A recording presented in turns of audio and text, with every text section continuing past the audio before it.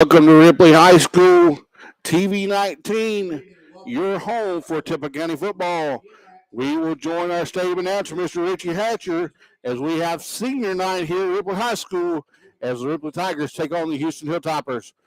Again, we will join our stadium announcer, Mr. Richard Hatcher, for the activities. After graduation, he plans to attend college and play football. He is joined on the field tonight by his parents, Rob and Adria Allen, brother Tanner, and sister Maddie.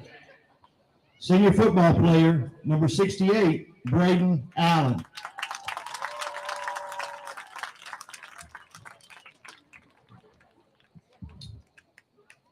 Number 65, Jacob Berryhill. Jacob is a four-year member of the RHS Tiger football team. After graduation, he plans to attend Northeast and become an electrician. He is joined on the field tonight by his parents, Scott and Melinda Carter, and his sister, Anna Marie. Number 65, Jacob Berryhill. Number 9, Keegan Collier. Keegan is a four-year member of the RHS Tiger football team. After graduation, he plans to go to college and continue to play football. He is joined on the field tonight by his parents, Dexter and Latrice Collier, his brother, Brendan, and sister, Mia. Number 9, Keegan Collier.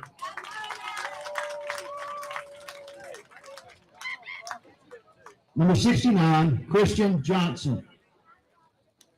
Christian is a three-year member of the RHS Tiger football team.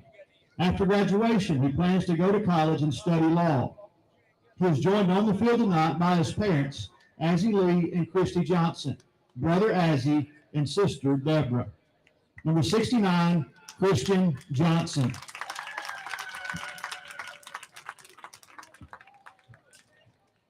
Number 44, Jabez Johnson. Jabez is a three-year member of the RHS Tiger football team. After graduation, he plans to go to college.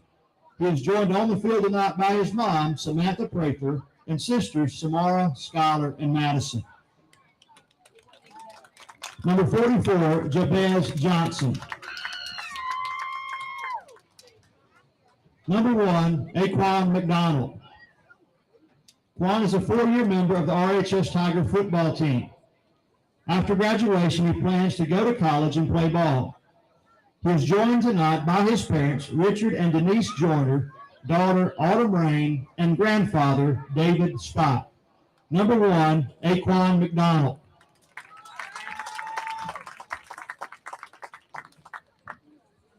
Number 78, Ethan Morgan.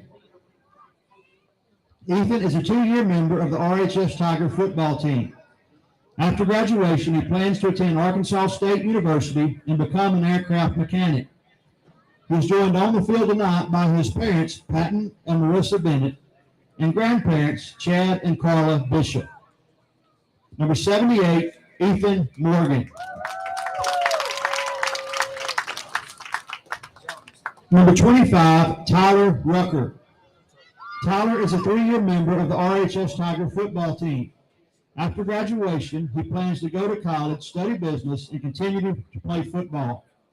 He is joined tonight by his parents, Marcus and Cornelia Rucker, grandfather, T.C. Rucker, and cousin, Angelina Jones. Number 25, Tyler Rucker. Ladies and gentlemen, let's give one more round of applause for our 2022-2023 football seniors.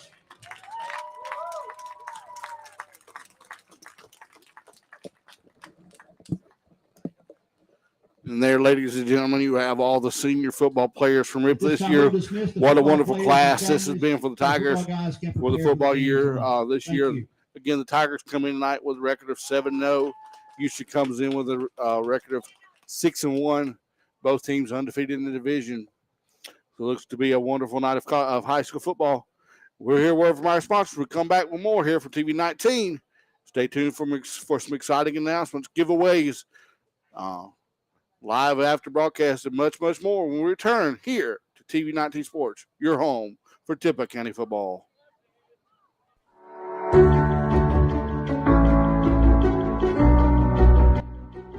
Randall Miller is running for the Tippah Electric Power Association Area 2 Board of Directors position.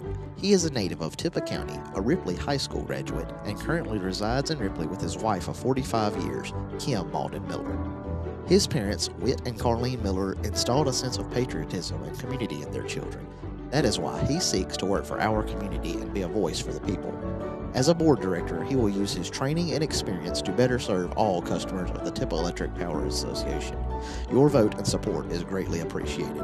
Paid for by Randall W. Miller.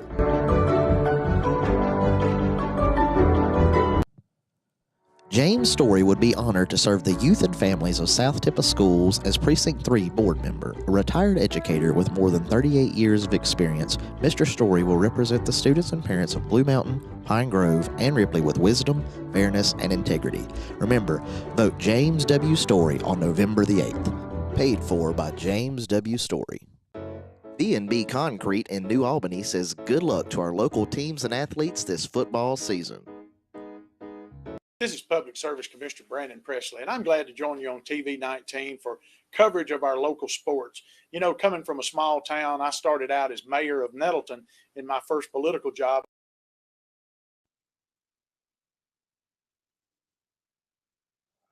We will now join Stadium announcer Richie Hatcher for the rest of senior night activities for our band and cheerleaders. Again, band and cheerleaders. Senior night here on TV 19 Sports. Four-year member of the RHS cheer squad. She is joined on the field by her parents, Dean and Leslie Cavanis, and her brother, Will. Mia plans to attend the University of Mississippi and major in biological sciences and later obtain a Doctor of Medicine in dentistry. Senior cheerleader, Mia Cavanis.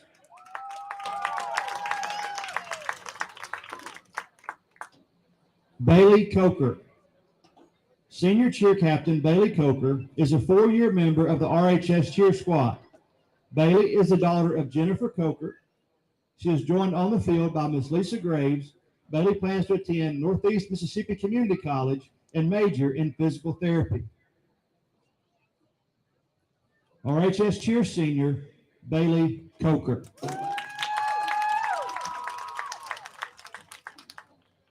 Heaven Knox. Senior cheer captain Heaven Knox is a four-year member of the RHS cheer squad. She is joined on the field by her parents Rick and Candace Knox, Pam Page, her brother Emmanuel Knox, and her sister Millie Knox.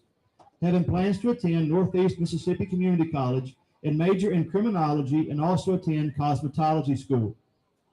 RHS cheer senior Heaven Knox.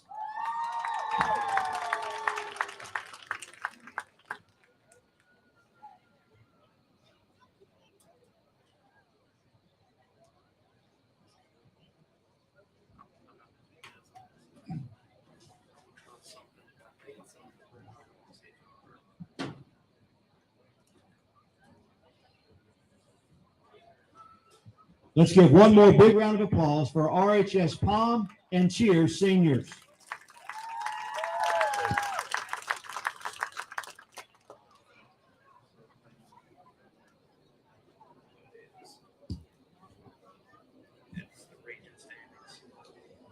At this time, we'll recognize our senior band members for 2022. Autumn Brackett. Autumn has been a member of the Ripley Band for 7 years. She is currently serving as weapon captain. She is joined on the field by her mom, Pamela Brackett, and her siblings, Peyton and Chandler Brackett. Senior Autumn Brackett. Allison Brown. Allison has been a member of the Ripley Band for 7 years. She is currently serving as the flag captain. She is joined on the field by her parents, Stephen and Mallory Brown. Senior Allison Brown.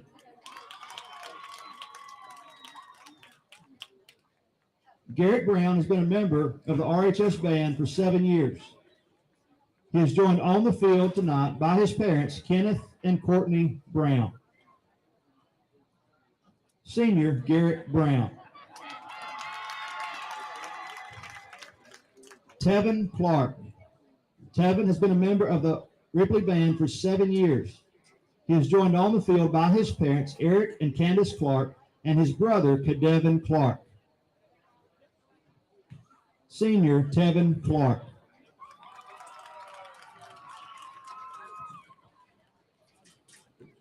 Kiana Fisher. Kiana has been a member of the Ripley Band for 7 years. She is joined on the field by her parents, Brian and Katrina Fisher, and her brother and sister-in-law, Kendall and Regina Fisher. Senior, Kiana Fisher.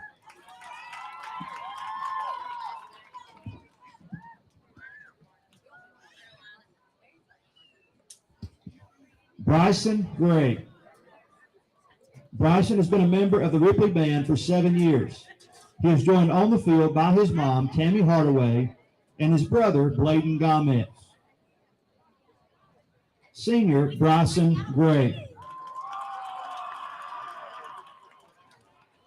Sam Green. Sam has been a member of the Ripley Band for 7 years. He is currently serving as drum captain. He is joined on the field by his parents, Shane and Laura Green, and his sisters, Alex and Zoe Green. Senior, Sam Green. Isaiah Hatch. Isaiah has been a member of the Ripley Band for 6 years. He is currently serving as color guard captain. He is joined on the field by his parents, Bernard and Bonnie Hatch, and his sister, Ashley Hatch. Senior, Isaiah Hatch.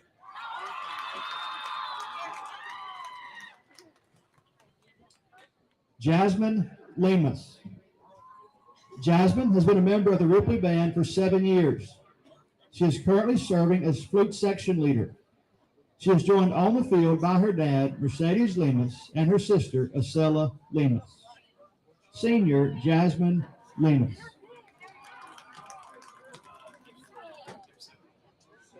Maritza Lopez. Maritza has been a member of the Ripley Band for 7 years. She is currently serving as clarinet section leader. She is joined on the field by her mom, Kenya Hernandez, and her brother, Eric Lopez. Senior, Maritza Lopez.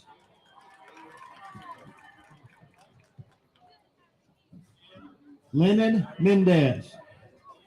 Lennon has been a member of the Ripley Band for 7 years. He is joined on the field by his parents, Yurgary Mendez and Andres Arias. Senior, Lennon Mendez. Paris Morgan. Paris has been a member of the Ripley Band for 7 years. She is currently serving as front ensemble section leader for the 2nd year. She is joined on the field by Curtis and Gwendolyn Morgan and her siblings Alexis, Keyshawn, and Deshawn Morgan. Senior, Paris Morgan.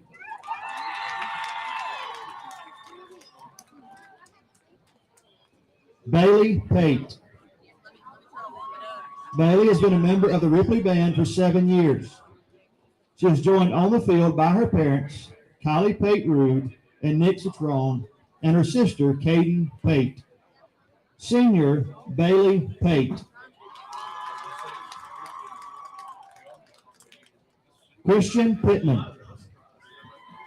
Christian has been a member of the Ripley Band for 7 years. He is joined on the field by his parents, Andrew and Kiana Pittman, and his sister, Sanaya Pittman. Senior, Christian Pittman. Natalie Ramirez. Natalie has been a member of the Ripley Band for 7 years. She is joined on the field by her mom, Claudia Ramirez, and her brothers, Matt Ramirez and Xavier Reyes. Senior, Natalie Ramirez. Cynthia Rivera. Cynthia has been a member of the Ripley Band for 7 years. She is joined on the field tonight by her parents, Rodolfo and Maria Riviera. Senior, Cynthia Rivera. Miles Robinson. Miles has been a member of the Ripley Band for 7 years. He is joined on the field by his parents, James and Sarah Robinson, and his sister, Sarah James Robinson. Senior, Miles Robinson.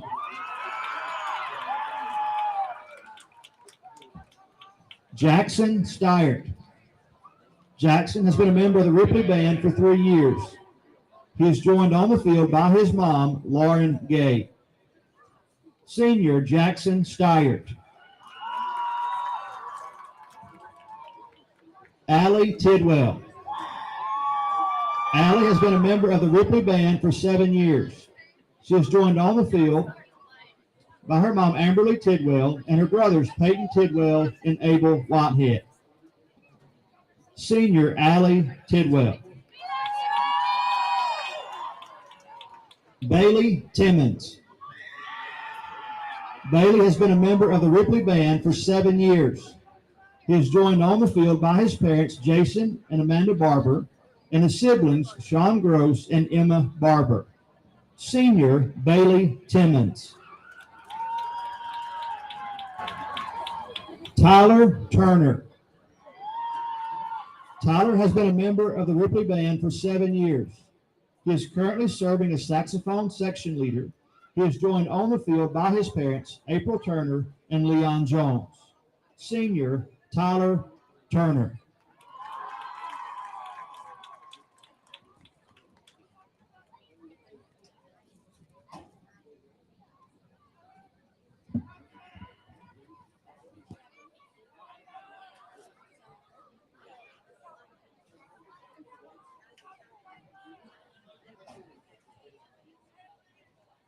Let's give one large round of applause for our senior band members.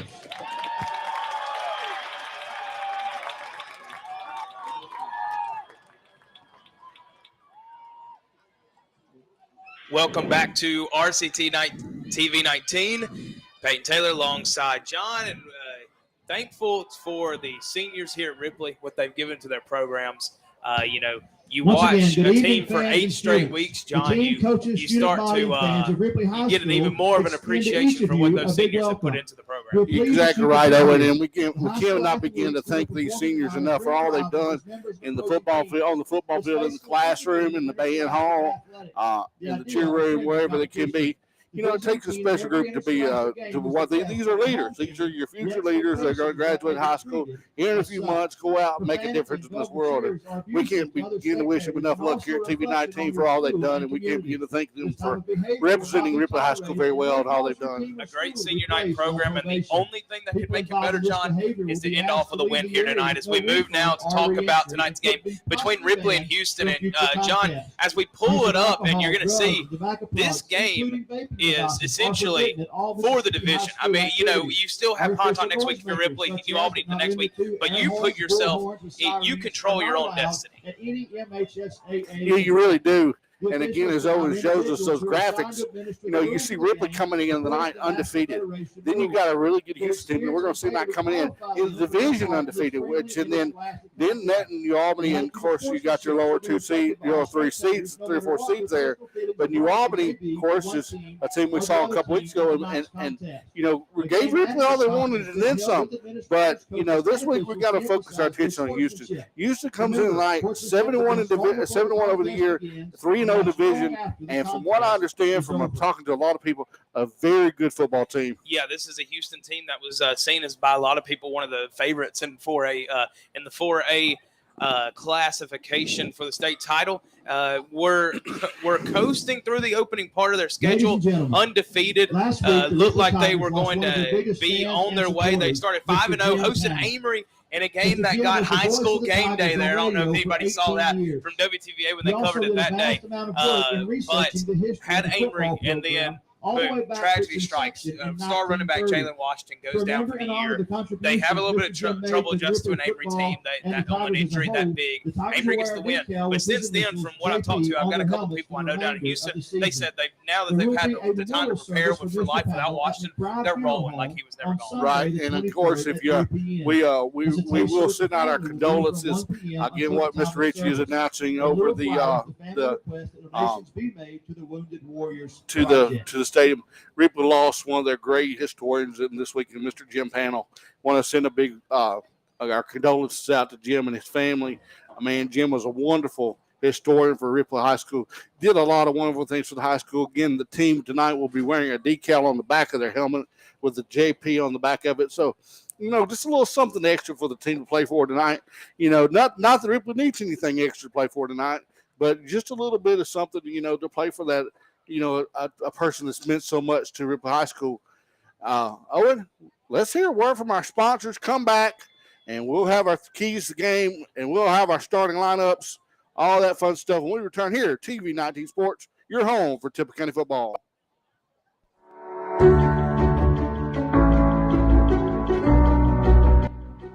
Randall Miller is running for the Tippah Electric Power Association Area 2 Board of Directors position. He is a native of Tippah County, a Ripley High School graduate, and currently resides in Ripley with his wife of 45 years, Kim Malden Miller. His parents, Whit and Carleen Miller, installed a sense of patriotism and community in their children. That is why he seeks to work for our community and be a voice for the people.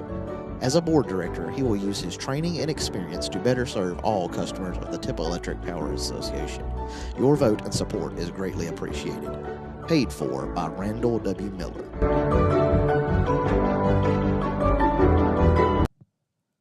James Story would be honored to serve the youth and families of South Tippah Schools as Precinct 3 board member. A retired educator with more than 38 years of experience, Mr. Story will represent the students and parents of Blue Mountain, Pine Grove, and Ripley with wisdom, fairness, and integrity. Remember, vote James W. Story on November the 8th. Paid for by James W. Story. B&B Concrete in New Albany says good luck to our local teams and athletes this football season. This is Public Service Commissioner Brandon Presley, and I'm glad to join you on TV 19 for coverage of our local sports. Coming from a small town, I started out as mayor of Nettleton in my first political job. I understand clearly how important bringing our communities together, sometimes just over a football game, can help make us better as a state and can help make our communities stronger. I hope tonight that your favorite team will win. One of the reasons I've worked hard to bring high-speed internet service to our rural communities is so that you'll be able to sit at home and have coverage of your favorite hometown football team or baseball team straight from the comfort of your chair. One of the reasons that I fought hard for broadband service to get expanded also is to make sure that our rural children, some of whom are going to be playing on the field tonight, have access to world-class education, that our seniors have access to high-quality medical service through telehealth and telemedicine, and that we give our working families in Mississippi a chance to participate in the modern economy. We've got to move Mississippi forward, and we can only do that by bringing our communities together. And like I said, sometimes it's over a football game between rivalries, but when the game's over, we come together. And that's my vision for the state of Mississippi, that we work hard, we play hard, but at the end of the day, we bring people together just like our local sports do. And I appreciate you allowing me to join you tonight on TV 19. Here's the best to your favorite team that'll be playing on the field tonight. We welcome you back here on RCTV 19 as the Ripley Tigers and the Houston Hilltoppers get ready to kick off in about 7.5 minutes. But, John, I'm going to let you go ahead and introduce the starting lineups for the Ripley Tigers. Actually, after this, we have we're going to have a national anthem. We're going to have our starting lineups when we return. Wishes good luck to Walnut, Faulkner, and Ripley football teams this season. Come see them at 13331 Mississippi 15 in Ripley or at 28171 Mississippi 15 in Walnut. Farrow Ward Ford has been your local source for cars, trucks, and SUVs since 1952. They wish good luck to all our Tippah County teams in the 2022 football season. Stop by and see them in Ripley or call at 662-837-3001. Fiesta Grill sends their best wishes for a great football season for all Tippah County athletes. Check out their buffet and specials every week at 1709 City Avenue North in Ripley. Since their beginnings in 1935, Ripley Insurance Agency has become a leader in providing quality protection for thousands of individuals and families throughout our region. Their basic belief in providing only the best in coverage and personal service is just one of the many reasons why today, more than ever, people are moving up to the difference of quality insurance protection Ripley Insurance Agency can uniquely provide. At Ripley Insurance, they can assist you with all types of insurance quotes. We take the time to analyze each customer's needs and develop a plan to fit your own specific situation. Give them a call today at 662-83. Welcome you back to RCTV 19. We apologize. Not like college football up here. You don't have a game script waiting on you. You just roll with it as it goes. But the national anthem has been played. And, John, first introduce the starters for the Tigers on offense tonight. Yeah, Tigers on offense it's going to be led out by number 2, Ty Long. Ty has been a wonderful leader out on the field this year. Then he's going to be joining that backfield that's been so good for the Tigers this year by Keegan Strong, Jalen Brooks, several other. They'll run several other players in and out. Then you're going to have a 2 tight end. We're going to have. I know we'll have Mr. number 21 Cooper Davis in there at tight end, and then a wide receiver, a true burner, and Michael Turner, who has made some great plays on the year this year, and then that starting offensive line, who has been very good for the Tigers this year. Number 76, Camden Samel. Number 71, Ethan Cook. Number 68, Braden Allen. Number 61, David Joel. And number 53, Brylan Dickerson. Of course, you'll have your captains tonight will be the seniors. Every senior is your captain tonight. And on the other side for Houston, it's the star running back duo. It's number 19, Jordan Pratt, and number 22, Jamal Cooperwood. And, as we talk about this offense of Ripley, so many weapons, as we talked about. Long is obviously coming to his own as the season's gone on. He's really starting to look like that junior leader quarterback that we thought he would be coming into the season. You have Jalen Brooks, who has run the ball so effectively later on in the year, had a couple of big runs against teams like Kasuth and Boonville to win those games. Right. And then you look at the wide receiver trio. You've got Michael Turner. There's other guys you can rotate in. C.J. Martin's rotated in a couple times. Cooper Davis can catch it out of the backfield. So this is a Tiger offense that has a lot of weapons, but it is also a Houston team that's going to be able to match you with a lot of weapons on offense as well. E.J. Stovall, 6'2", 175 at the wide receiver slot. He's the go-to guy, John, and that is college-level physicality at wide receiver. And from what I understand, he is a true go-getter. When he gets the ball in his area. He fights for it and is a truly possession type back. And my goodness, we read across this Houston lineup, and man, they got some men on that lineup. Kids listed at 6'3", 6'4", even 6'5", and I think did we see a 6'6" on there? 6'5" was the biggest one. 6'6" was the biggest one. But that, like you said, big size. You've got Jamal Cooperwood and Jordan Pratt, as we mentioned, as the running backs at 5'10", 5'9". Cooperwood at 5'9", 200. So we talk about him. I like to call him the bowling ball backs as Ripley comes out to the field. He's going to be a load. The Ripley defense is going to have to play physical tonight and also be wary of Steele Brooks, the junior quarterback, 5'11", 180. This guy is potent. He can throw the football very well. He can make plays with his legs as he needs to. And so Ripley's going to have on the defensive side a lot in their hands tonight. As John, I will allow you to present our defensive starters tonight. Defensive starters, of course, number 21, Cooper Davis, number 51, Charlie Coombs. Boy, those two right there. If you could talk about Ripley, about the defense of Ripley this year, those two have been the stars for the Tiger defense. The big guy in the middle, Charles Christmas, who's going to have a fun job tonight. It's clogging up that middle. He doesn't get his name called a lot, but he disturbs the running game, and that's his. And that's something as a defense coach you love to see. Outside linebacker will be number 1, Aquan McDonald. Then you talk about your middle linebacker, Keegan Collier. And then, of course, now here's where you get into your backfield. This is going to be the big test for Ripley tonight. I think this is going to be the biggest test Ripley's going to have in the passing game all year long. You're going to have number 11, Jalen Brooks, number 14, Ja'Kai Holmes, number 6, C.J. Martin, number 5, Michael Turner, and number 25, Tyler Rucker back. And, that's something that, you're going to see. I think you're going to see Houston get the ball quick. You see Houston has won the toss. They elected to receive the ball, so they want the ball in their hands. Owen, it's going to be a great night of high school football. Give us 3 quick keys. All right, quick keys. Number 1, you've got to control the line of scrimmage tonight. Houston, hearing about them, watching a little bit of them, they are big and athletic on the offensive and defensive line. You're going to contain them there. Limit turnovers. They're the road team. Force turnovers by Houston. Don't turn it over in your home field as the kick is received, and it's right up the middle, and oh, my goodness.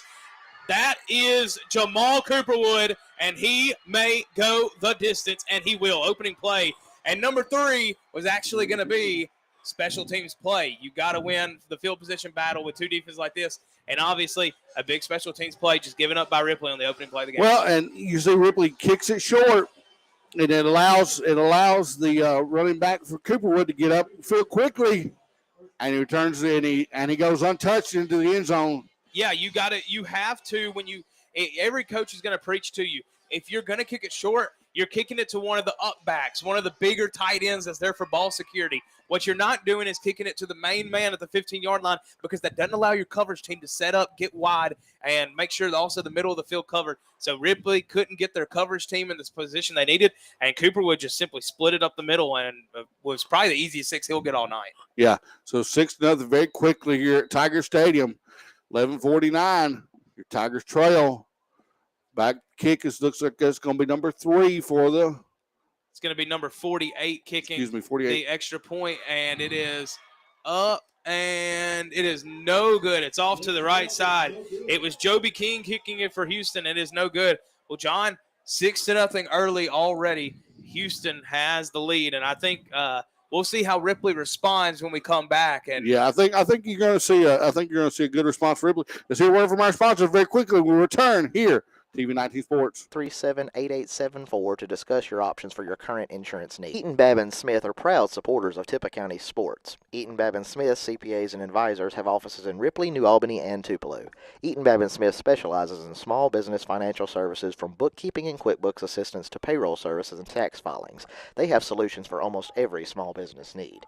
They have vast experience in the preparation of financial statements and in the preparation of all types of tax returns for individuals, small business, nonprofits, estates, and trusts. They also can provide business valuation services. Call them at one of their 3 offices and let them help you with your accounting and tax needs. Back here on TV 19 as Houston kicks it away, and they're going to have a little short pooch kick on their own, received by the Tigers at about the 20-yard line, and he will break it off into the middle of the field, cuts it up. That's C.J. Martin, and it's not a touchdown, but it is a response on special teams to get a nice setup for the Ripley offense. Yeah, they're going to set up about their own 45-yard line. Good response there by the Tiger return team. You know, that's something the Tigers may not have returned that one for a touchdown, but it's a good return. And now let's see what that Tiger offensive line can do against what looked to be a quite large Houston Hilltopper front line. Well, you know, in Ripley, any coach is going to tell you after you give up a big play like that early in the game, say, look, you know, we're going to have to get it back eventually. You ain't got to get it back on the first play. Just don't do anything that will cost yourself momentum. As it's ran off to the right side and down the sideline by number 19, Keegan Strong. He's got just short, actually, of a first down. 1 yard to go, but a nice run. And like I said, you know, coaches are going to preach to you. Don't try to play hero ball and get it all back in one play. That's going to lead to more mistakes, more turnovers. Run what your offense, do what you do, be slow, be methodical, and just make sure you don't give up any more momentum. Right, and that's something the Tigers did there. They established that corner, got number 19 out on the island, and he just simply gains about 9 yards on first down. Brings up second about 9. Tigers in the pistol shotgun formation. They're going to sit out wide to pass. He sends it out to number 11. Going to gain up first down yardage. Yeah, you know, just a quick little swing pass over to number 11, Jalen Brooks. Yeah, Jalen Brooks. They use him out of the backfield as a receiver and as a running back, and it's a nice gain for a first down and a much-needed first down for the Tigers. Yeah, Tigers very simply doing what they want. They've schemed up. They've obviously seen the Houston defense play quite a bit on film, so they've schemed up well. It looks like they're going to have 2 backs in the backfield. Going to be number 4. Don't have his number 11. Behind Ty Long. Ty going to swing it out to number 4. Number 4 gets wrapped up quickly. Yeah, that was Aiden Wilson. We've seen him come in relief a few times this year in the secondary. Played well there. A small back, 5'8", 140. He's your prototypical scat back. So you give it out to him in space, let him get running a few steps, but Houston was all over it. Yeah, it looks like the right tackle over there got beat on the play, and that causes the inability to get out of the backfield for number 4. Now we're going to have 2 complete different backs in there, 11 and 4. Going to send forward motion. Oh, and just Jalen. It's just going to be Jalen Brooks trips over his offensive lineman, brings up 3rd and long, and this is we've talked about it all year. This is, John, something that the Ripley offense is capable of converting, but not what they would like to have. Yeah, this is definitely not an ideal situation. When you want to stay in front of the sticks. And what we mean by staying in front of the sticks, you want to have, instead of 3rd and 12, you want to have 3rd and 5 or 3rd and 7 or 3rd and 2. But they're now behind the sticks, which puts them in an obvious passing down. Pistol set.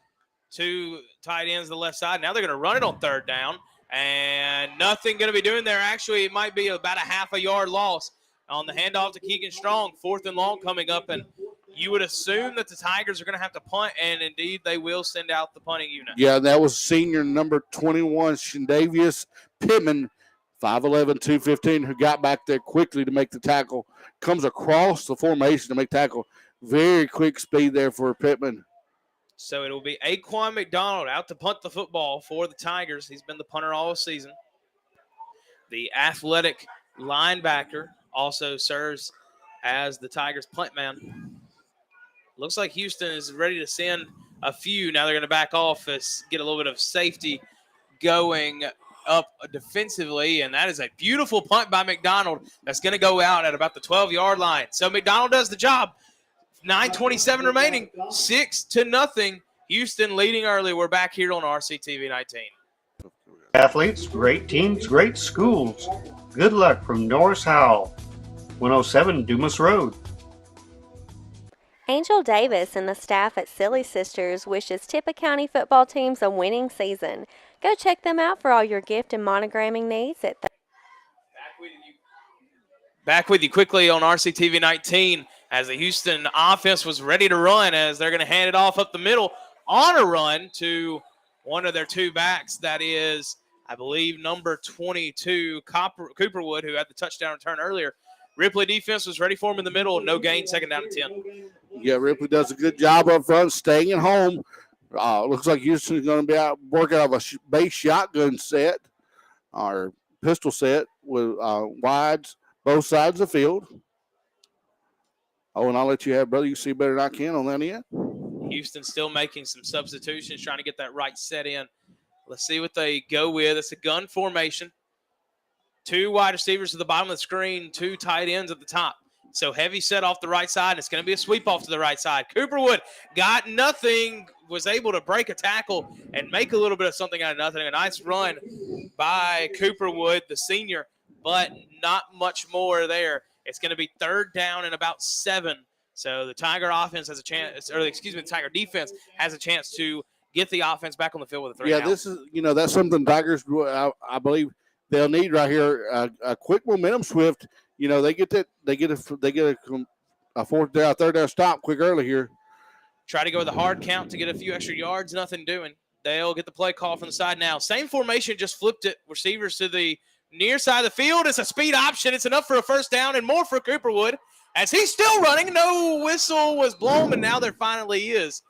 Cooperwood was right to keep running as there was no whistle blown initially. A late one comes in and says he stepped out of bounds at the 39-yard line. But for a second, it looked like Cooperwood was going to have an easy 6. Yeah, and if you saw, I don't know how many of you saw last night the Troy South Alabama game. There's a situation there where there was a definitive whistle. Play stopped last night, and the road play was blown dead. So a very good job by the young man from Houston running to the play, was stopped by the whistle, brings up 1st down. Owen. Gun set. It's a bunch set off the left side. It's going to be a sweep to the wide man out, and he will be taken down at the 40-yard line. That is Christopher Parker, 5'8", 150, sophomore wide receiver. First time we've called his name tonight. And so it'll be 2nd down and about 9. We know, John, this is a Houston team that wants to run the football, be physical, but you have to wonder when they're going to get their physical receivers involved. Yeah, and he's definitely a size matchup, but they do have number 5 out for Ripley. Looks like on him. That's a good matchup for him. Run up the middle, and it's going to be close to the line of gain. Not there, but about 2 yards short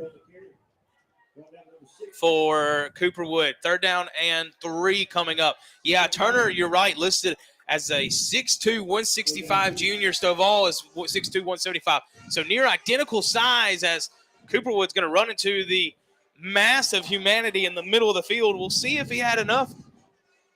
They gonna are be going to give him the first. Wow. They're to decide early in the game, it's not worth the measurement, that it was a first down. Tigers very well could have called for the measurement there, but they choose not to. Referee marks a first down. And, and there's sometimes, John, early in a game like this, you almost, it's not like Houston is running an upbeat offense where you would, could use the break, So you just put your defense back out there and say, all right, don't make the next one not questionable. Get them off the field.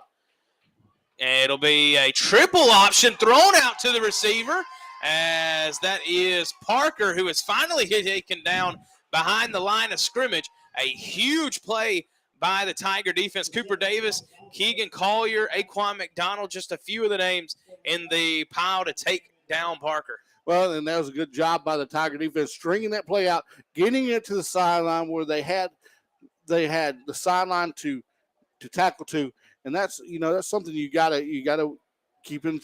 You gotta do against a speedy team. Keep them to the sidelines where they can not gain great yardage. Loss of 1 yard. Ripley in a 3-4 set. Going to bring down McDonald. Here comes a rush. It'll hand off to Parker, a sweep off the right side of the line. That's the side they've liked running it off tonight. It's going to be a gain of about 5 or 6, going to bring up third and medium. We're going to roll that from the booth, 3rd and 6. Yeah, about 3rd and 6, you're right, Owen. And tell it that they're running a very interesting formation. It's a pistol-type formation, but they got 2 backs to the side of the quarterback and a running back almost like a flipped wishbone. It'll be play action, and now it'll be Brooks, who looks deep. He's got Stovall, and Stovall couldn't bring it in. Had a hand on it, but just a bit out of reach.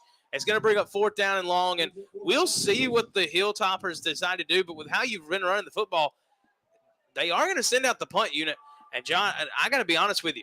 That's a call that I feel like a play call that you make knowing you're going to go for it on 4th down. But instead, they bring out the punt unit. And I tell you what, that looks like to be number 6 that was step to step with the big man from Houston who got his hand in there and caused the disruption in action. I believe he did help break up the pass there. Yeah, C.J. Martin, who had the tight coverage, didn't get a hand on the football, but the tight coverage made Brooks put it only where his guy could get it and a little bit out of his reach. Punt is away by the Hilltoppers. It's going to bounce at about the 24-yard line, get a nice little Hilltopper roll down to the 16 where it'll be down, and the Tiger offense will take back over. 5:40, we're at the midway point in the opening quarter. Houston still leads 6-0 on RCTV 19. 26 City Avenue North in Ripley. We have everything you need. Food Giant, City Avenue North, Ripley. Shop Easy Supermarket in Walnut wishes good luck to the Walnut Wildcats, the Collegiate Warriors, the Faulkner Eagles, and I got you. Welcome back to Ripley High School. Owen and John here with you. 6-0, 5:40. Owen, looks like Tiger's going to be in the wishbone set. They're going to go, oh my. It's a handoff up the middle, but it was Brandon Watkins, 6 foot, 290 senior on the defensive line that just blew right through the center and the right guard to make the early stop. Also 3 for the Tigers. 290. That is a load. That's a big man. That's a big man. I guess John, we're looking at it. That's an athletic 290. Yeah, that's not a pack on the cheeseburgers 290. That's a state champion powerlifting type build at 290. Right. And I remember playing against a kid that was about that size, and man, just a heck of an athlete that he was. It's going to be another handoff, and the Houston defense is there in the backfield, and now it looked like an offensive lineman got hit late by the Hilltoppers, but no flag. They're just going to separate them, say, all right, get back to your huddles, as it brings up 3rd and about 15 or 16. Well, and if you notice, Houston's went to a smaller front. They were playing a larger front. Now they went to a smaller front, and that's given Ripley some troubles up front.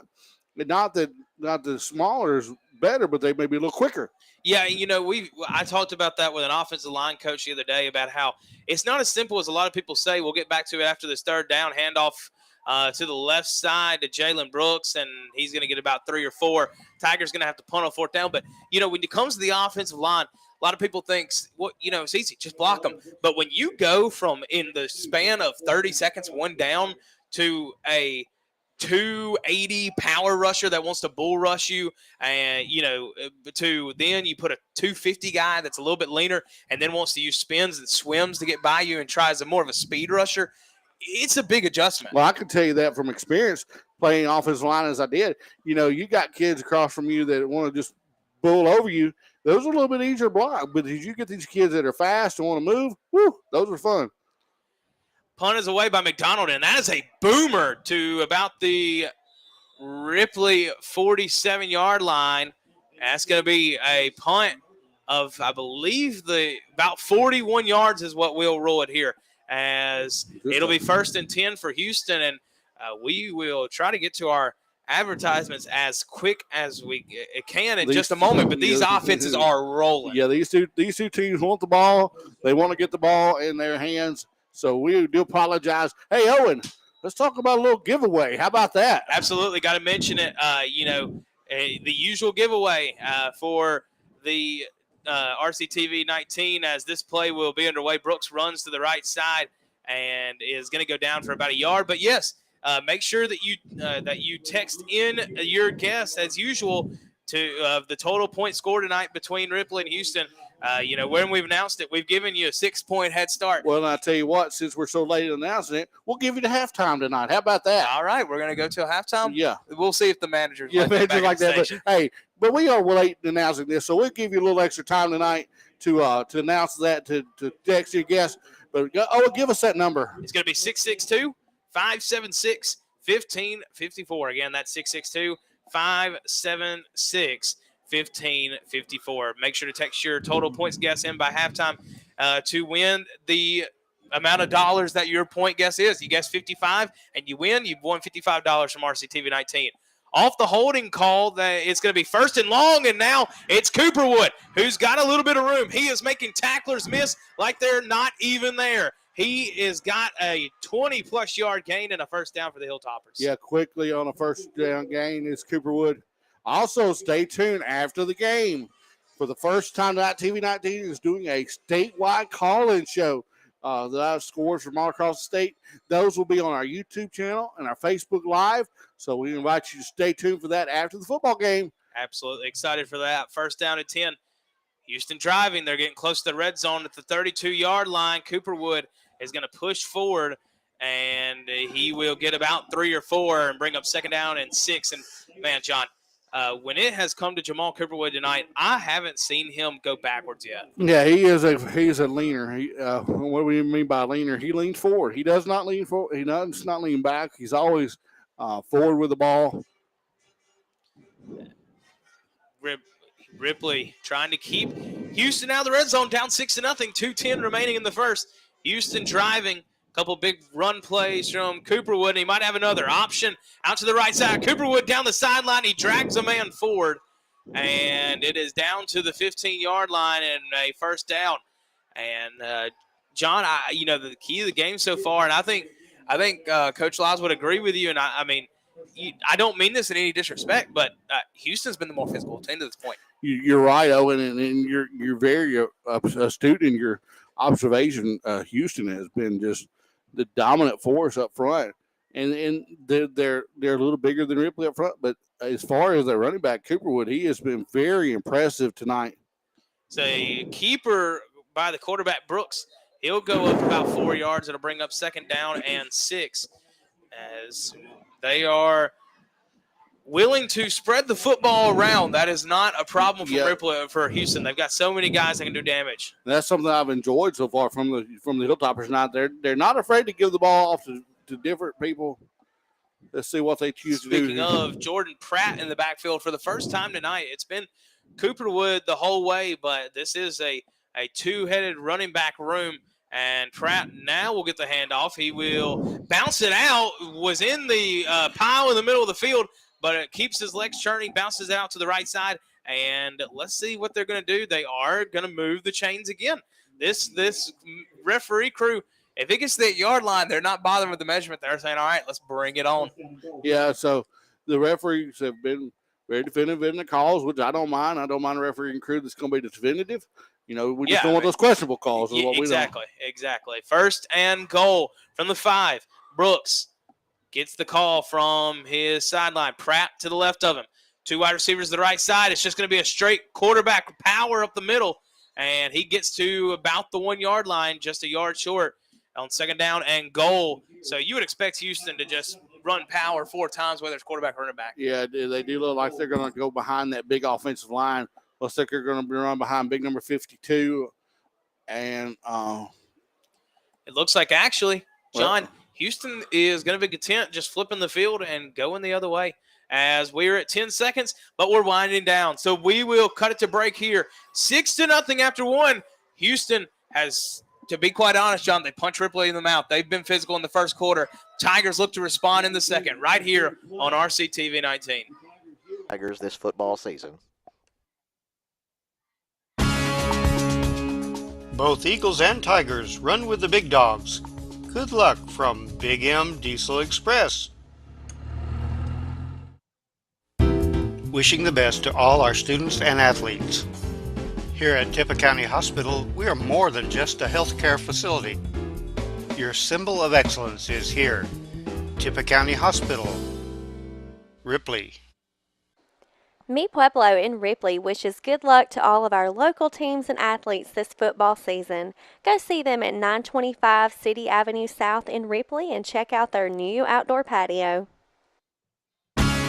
Come visit Lois and Kevin at McNeil Agency, 2009 Highway 15 North, Ripley. First American offers online and mobile banking features to make your banking experience easy and safe. Activate or deactivate your debit card as needed. Attach images to transactions. Set up text alerts to guard against unauthorized spending or to monitor your account balance. Use the P2P feature to safely send money to a friend. We even offer mobile wallet, so you can stay on top of your finances from anywhere. These options and more are available with online or mobile banking at First American. We welcome you back here on RCTV 19. It is second and goal from the 1-yard line as we come back. And to begin the second quarter, Houston is in a full house set, and I mean full, just one man out wide. And it's just going to be quarterback power. You can push the pile this year, and it will be pushed right into the end zone. Touchdown, Houston. And that is a new rule that you can advance the pile on a blocking, but nothing simple there, more simple than the quarterback sneak. They just get behind him and push him in for the score, 12-0. To see if Houston is content to come out and run a 2-point play, or will they try the extra point? Looks like they are going to bring on their field goal kicker again. So it will be an extra point attempted by the Hilltoppers. The kick will be attempted by, again, number 48, Joby King, and this time it is true. 13-0. The Hilltoppers, I believe, John, have the biggest lead this year on the Tigers so far. Let's see how they respond to the adversity when we come back on RCTV 19. You'll get that hometown feel with a high-tech touch. Mahindra's the official tractor of Tough, right, Chase? Yep, that's right, Tony. This baby's got 4,000 pounds of front-end lift capacity, right? It sure does. So who's tougher, kid? Me or you? You are, Tony. Can you put me down now? What? You want to go higher? Okay. I said down, you old goat. I am the goat. Mahindra, the official tractor of Tough and Stuart Haas Racing. Come on, Tony, put me down. Welcome back to Tiger Stadium. Your Tigers trail 13-0. Very quickly down 2 scores here. Almost a half football way. Looks like the young man from Houston will kick the ball out of bounds. That will cause the Tigers to take over at the 35-yard line.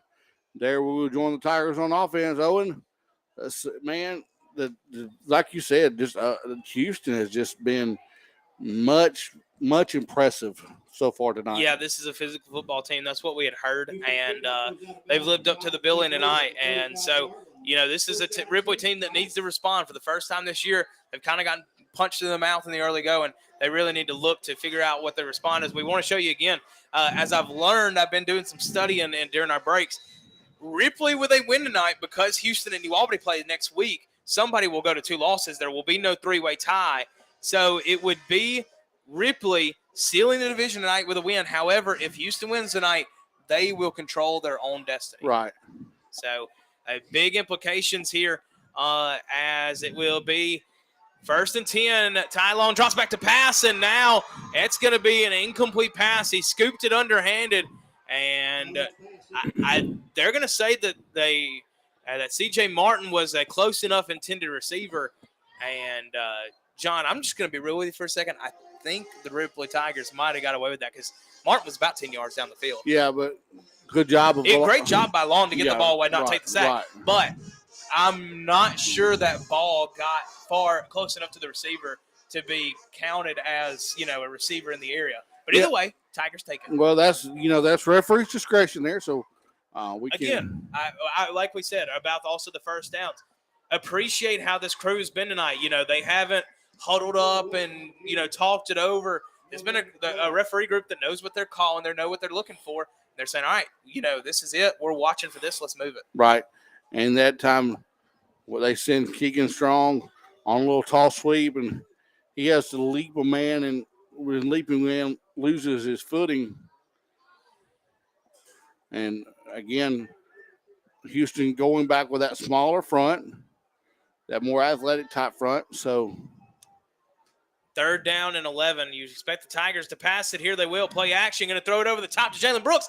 He had it in his hands, but it is incomplete. Great coverage by Jacoby Pratt. 5'8", 160 corner, a sophomore corner, and he had perfect coverage there. And that's going to cause the Tigers to bring out their punt team. And really nothing you could do there, better. Ty Long put it very well. Ball,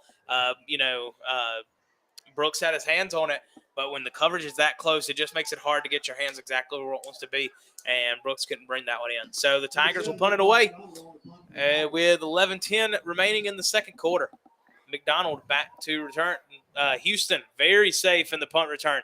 They're just going to set one up, and McDonald, it will be a high kick. Didn't quite get the distance he wanted, and it's going to bounce to about the 45 of Houston. So the Hilltoppers will have great field position when we come back on RCTV 19 Sports. Good luck to our teams from Rebel Services, LLC, specializing in aviation services. 512-0219. Rebel Services, LLC, 5901 Highway 4 West, Ripley. Ward Engineering, providing engineering and Welcome back to Ripley High School. Owen and I were just talking on the break. Ripley's going to have to figure out a way to get the defense off the field. They are tired by now. They played most of the night on defense. So as a quick run across, and Ripley getting a little dose of their own medicine there as Houston comes out in the wing T formation, Owen. Yeah, Christopher Parker just took it, in that wing T, and just a little sweep off the left side and for a first down. And, this is just a Houston offense, but, man, they've been so impressive. You know what I've noticed tonight? Just one holding call tonight for Houston, and I've been watching that offensive line, and I don't think there's more to be there. I think this Houston O-line has just come to play, and they've been very physical. We're going to have a stoppage here. Didn't see where the flag was thrown, but it looks like it is going to be a flag, and it will be a false start. I believe it was on one of the outside receivers. He got set, and then he moved just a bit. So it'll back up Houston 5 yards. And, John, we were talking about it. This is the time. The defense now, they're tired. The offense is going to have to help aid them, to get them a little bit more rest. But 1st and 15, this is where if the defense walks off the field, they need to get it here. Right, and they need to come out here strong of a good defensive set, get a good 3-and-out maybe here. Shotgun set hand to Cooperwood, and Cooperwood is taken down after a gain of about 3. It's going to be 2nd down and about 12. Well, you take away a couple. It's like we talked about last week on it. You take a couple big plays, and this is a 0-0 ball game still. So 2nd down and 12. Shotgun set. 2 wide receivers to the left and the right. Stovall, the 6'2", number 1, Actually, he's number 2, but the number 1 guy up at the top of your screen. And it looks like Brooks was looking for Stovall. He'll scramble out, and he's going to go down. The Tiger defense finally gets that pressure on the quarterback to come home and gets in the backfield. That's number 51, Cooper Davis. Third and 16. Now let's see if the Tigers again pin those ears back. Rush. You know, they gotta be looking pass here. They gotta be looking for the big man, number 2. See if they look like they are running. No, they're going to toss sweep. Toss it, and not much going, as it'll be maybe a couple of yards. Wanted to say that was number 51, Charlie Coombs, on the sack. Yeah, big number 51, Charlie Coombs on the sack. You're right. Coombs with the sack in the middle of the field, as it will be 4th down and about 13.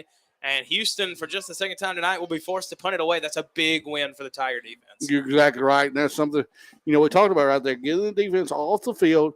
Now let's get the offense back on the field and let them go to work and see if we can take off about 7-8 minutes on a good power drive here for the Tigers.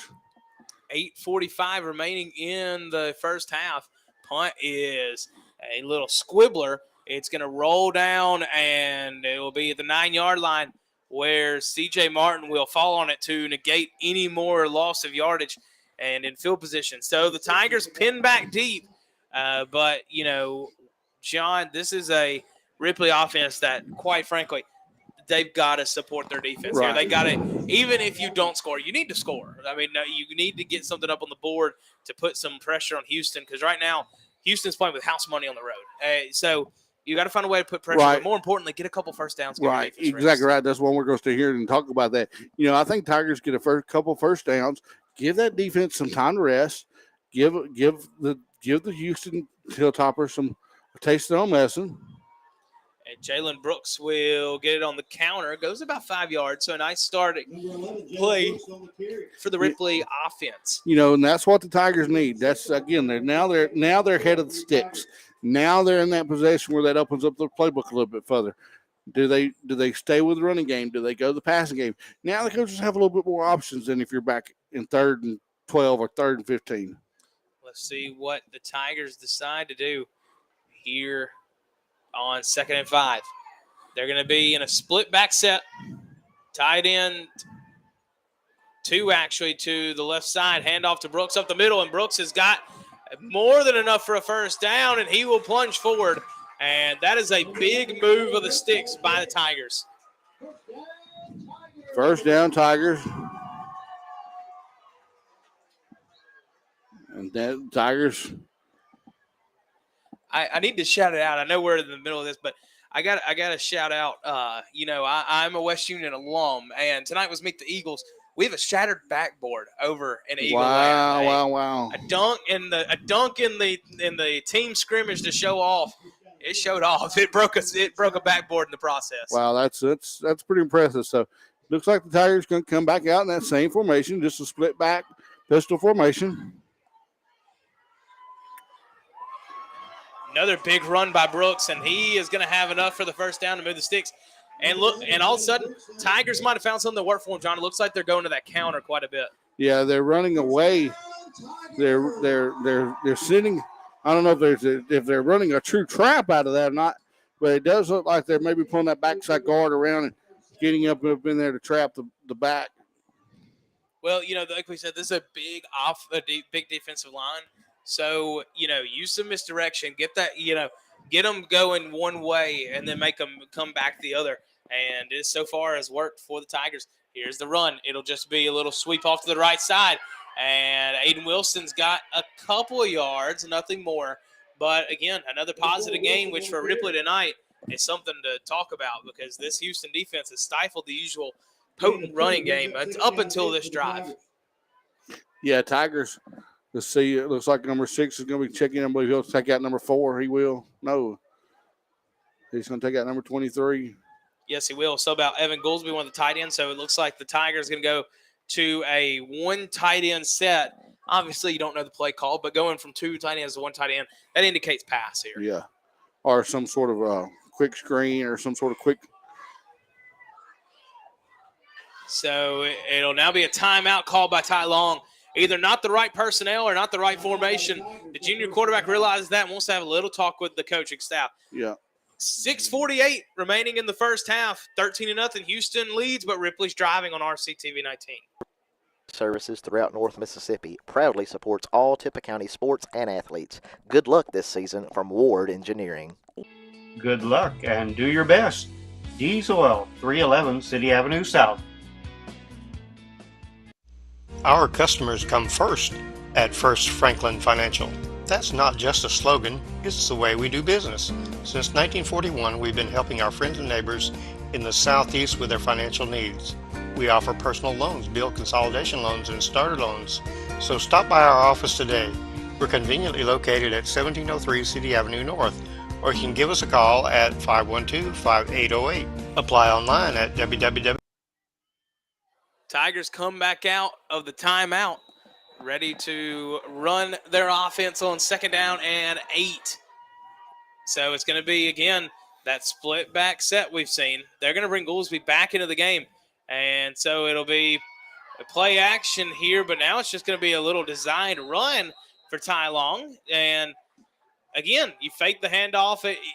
Kind of like a read option, but it really wasn't a read. Ty Long was taking it the whole way. Yeah, you're right there. There was a design run there drawn up by the Tigers, and it was just a little, almost like a quarterback, almost like a sweep. You call that where they go, and instead of handing it to running back, Ty Long takes himself and follows the blocking back of Goolsby and the other players on that side that led them down the inside. 3rd down and 4. Ripley offense desperately needs to give that defense some more rest. Let's see if they can get the 1st down and keep this drive going. The handoff up the middle, and it is enough for a 1st down. Jalen Brooks, man, he just kept his feet driving. A great run by the sophomore, Jalen Brooks. Yeah, Tigers here have done a good job. You know, I hate to say they're establishing their line of scrimmage, but they've done a good job blocking to give their running backs just enough of crease to gain 6-8 yards on 1st and 2nd down. So 1st down and 10 yet again for the Tigers from their own 48, getting close to Houston territory. Handoff to Brooks. Brooks is going to be pulled down at about midfield, 2-yard gain, and it'll be 2nd down from the exact midfield spot for the Tigers. Yeah, 2nd down and about now, what about 8? Yeah, they're going to call it a long – well, they're giving it 7 on the scoreboard. That's the longest 7 in North Mississippi, folks. Yeah, so we will see what the Tiger offense – you feel like eventually you got to try to hit them with a play action here or something. Yeah. Well, and I don't know if you saw that, but they had a young man that was running wide open down the middle of the field. So that's something Tigers will look at. Split back set yet again.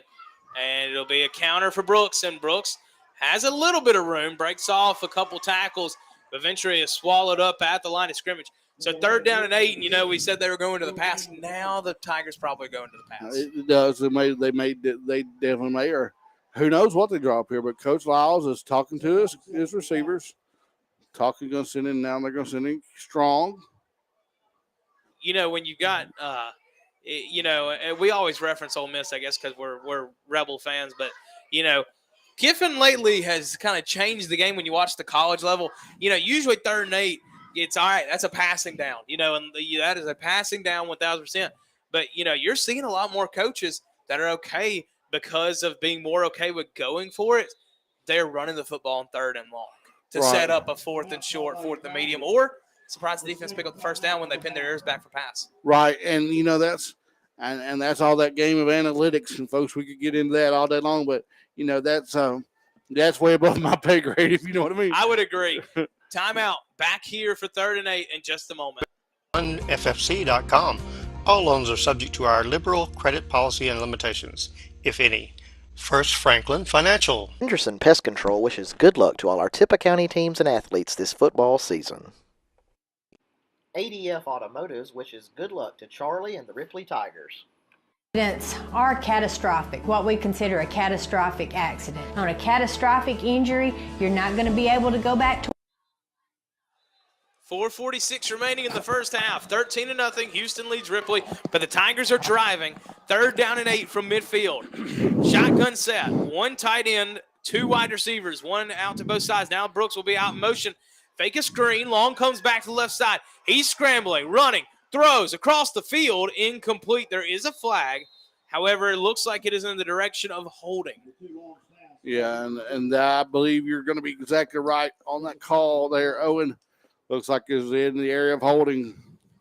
And it is, in fact, holding as the Tigers. That'll be declined, and the Tigers will punt. And, you know, when you get it you kind of live and die. You know, you take the gamble when your quarterback scrambles like Long did there. Obviously, he's trying to extend the play, make something happen. But then at that point, those offensive linemen are blind. They can't look back to see where their quarterback is. So when they get beat because the D lineman can see them, they're just grabbing for whatever they can, hoping they're going to get a little bit of grace from the referees. Yeah, and that's something they're not going to get a lot of. I've been there, done that. As soon as you see a scrambling quarterback, usually you're going to see referee's eyes fixate on the offensive line because they're looking for, like I said, because they know just like that those offensive lines are at a disadvantage. So McDonald will punt it away. It'll be a punt that gets a little bit of a Tiger roll inside 25, and Houston will have 4.5 minutes to see if they can go the distance and get a little bit more cushion before the halftime break. We bring you back in 30 seconds on RCTV 19. Back to work in a week. You're going to be out of work. You're going to be going to doctor's appointments. You're going to be trying to get back to normal. That's where we come into play. At Mama Justice, you don't just get a law firm, you get a family. We're going to make sure that we represent you and that you get exactly what the law says that you can get. Deep shot from Brooks, and that one is knocked away by Michael Turner. Huge defensive play by I believe, a junior, the 6'1" junior Michael Turner, with a breakup that would have allowed Houston to have it inside Tiger territory. Yeah, they come back quickly to the air, and just Houston looking to maybe catch Ripley asleep there, but the Tigers do a good job of staying at home. So it brings up 2nd down and 10. And that was not intended for the big man. No, it was not. Handoff to Cooper Wood off the left side and maybe got a yard. He is going to get – actually, they're going to end up giving him about 2. So 3rd down and 8. Houston, all of a sudden, the Tigers might have a chance to get the football back before the halftime break. Yeah, it looks like the Tigers have made some adjustments. I don't know exactly what they've made, adjustments they made, but they have made some adjustments.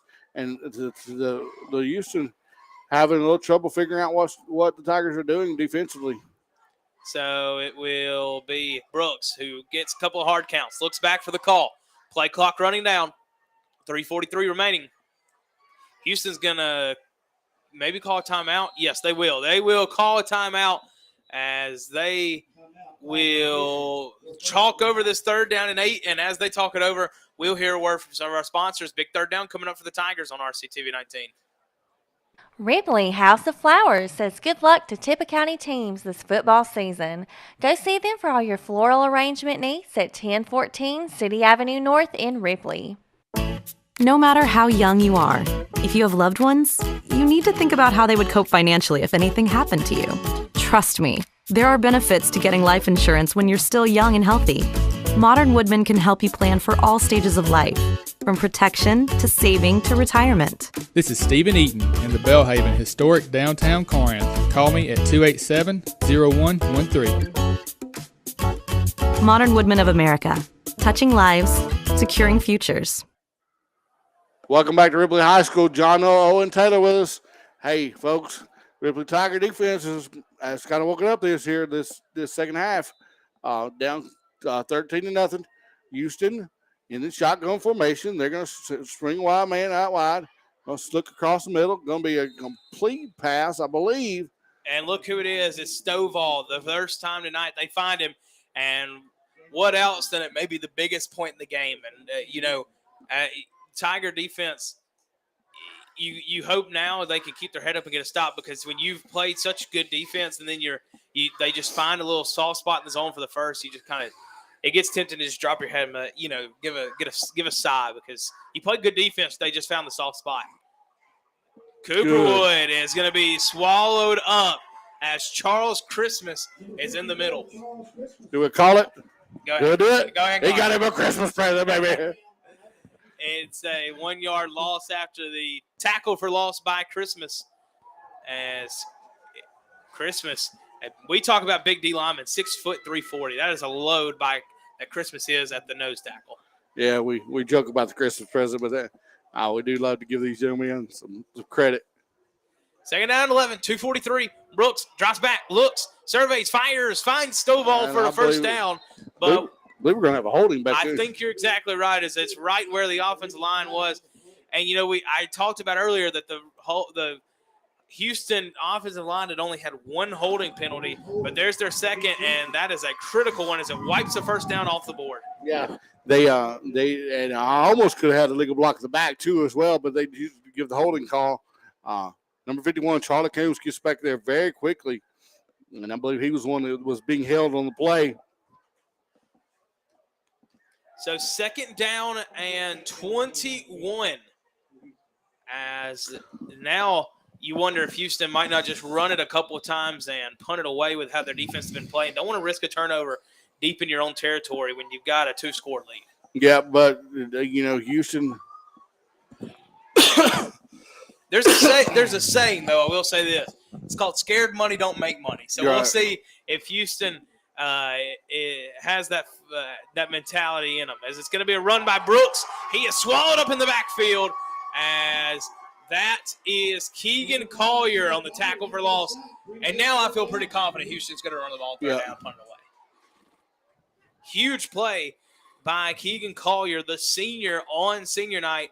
Middle linebacker, leader of the defense, 5'9", 200, with a big tackle coming right through the middle of the line to stop him. Let's see if the Hilltoppers stay on the ground. I would figure they would here. I think they are, especially when you're running the play clock all the way down. That's a pretty good indication that we're looking to milk as much time. Tigers have a one timeout left, so they can call it to preserve some time. But first you got to bring down Pratt. He has got a little bit of room. He's going to be short of really even close of the original line of scrimmage when the chains moved, but still a great run to get a little bit of room by Jordan Pratt. Now that gives the punting team, or give your coaches actually something else to think about. They're before down, but my goodness, you can keep your offense on the field and possibly gain the first down here. They got the first down, the offense on the field.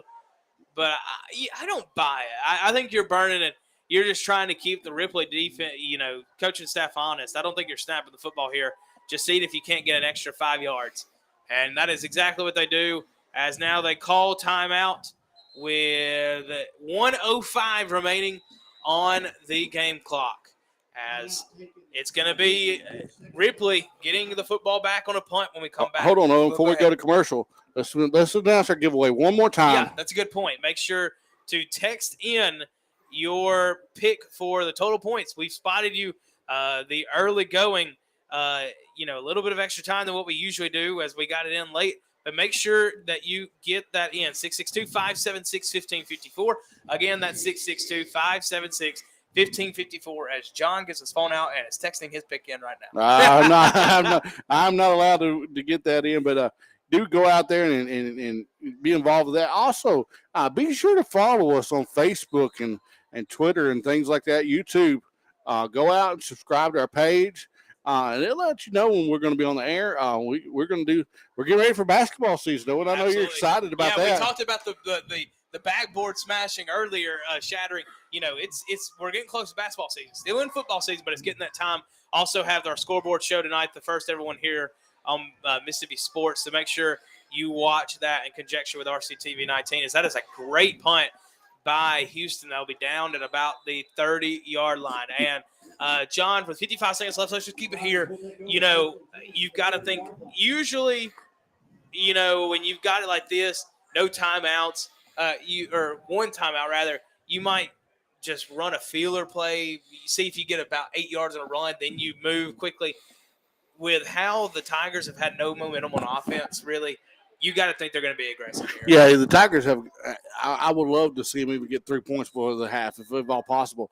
You know, they got the leg of Freddie Lopez back there that could kick them from 45. So let's say the Tigers come out offensively and long rolls, and now he is sacked. And I feel like now that you're going to say, all right, let's just go to the half. You know, usually in these situations when you get a negative play like that, you're just going to go to the half. looks like the Tigers were setting up a long pass down the sideline, but that Tiger front just held up as long as possibly could. 27 seconds remaining, 8 seconds separating the play clock and the game clock. And, yeah, the Tigers are going to be content here they might run one big deep pass this season. You can't get a tip at this point, but you're not in any hurry to try to score. But single backs, or actually I form set full house, that's just going to be a run, see what you get, and go to the halftime break. As Brooks is going to run it back to about the original line of scrimmage, and we are at the break, 13-0. A slobber knocker, as a good old JR would say, of a football game. But so far it has belonged to the Hilltoppers as they had the opening kickoff return and then another offensive score, and they lead by 2 scores going into the break. Don't forget, we'll have our Ripley Band when we come back here at halftime. We'll have our halftime show, talk about the third and fourth quarter when we return here to TV 19 Sports, your home for Tippah County football. This broadcast of Tippah County Sports is brought to you by Tippah Connect, your home in Tippah County for high-speed internet. Give them a call at 662-587-9055 to get set up with their ultra-high-speed internet today. Ripley Parts Company has been a proud supporter of Tippah County sports for 76 years. Good luck to our local teams and athletes. Inflation and rising prices keeping you up at night? Ashley Furniture is hiring in Mississippi. We have immediate openings on our manufacturing and warehouse teams, and we want you. Ashley offers great benefits like competitive pay, a steady work schedule, on-the-job training, paid time off, plus medical, dental, vision, 401k, and more. Ready to take the first step into your new career? Apply today at ashley.com/apply now, or visit us at one of our facilities in Ecru, Ripley, Saltillo, or Verona. Walnut Sporting Goods on Highway 15 in Walnut is your place for all your sporting goods and fishing supply needs. Walnut Sporting Goods owner Tim Watson says, "Go Wildcats."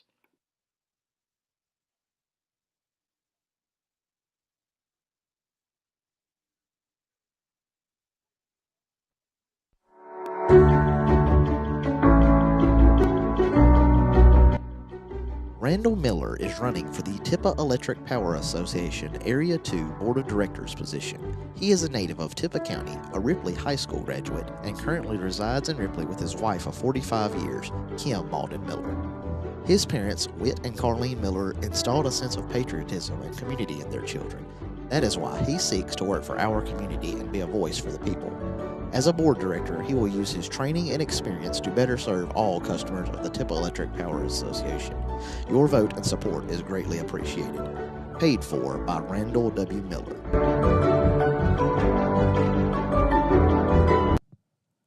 James Story would be honored to serve the youth and families of South Tippah Schools as Precinct 3 board member. A retired educator with more than 38 years of experience, Mr. Story will represent the students and parents of Blue Mountain, Pine Grove, and Ripley with wisdom, fairness, and integrity.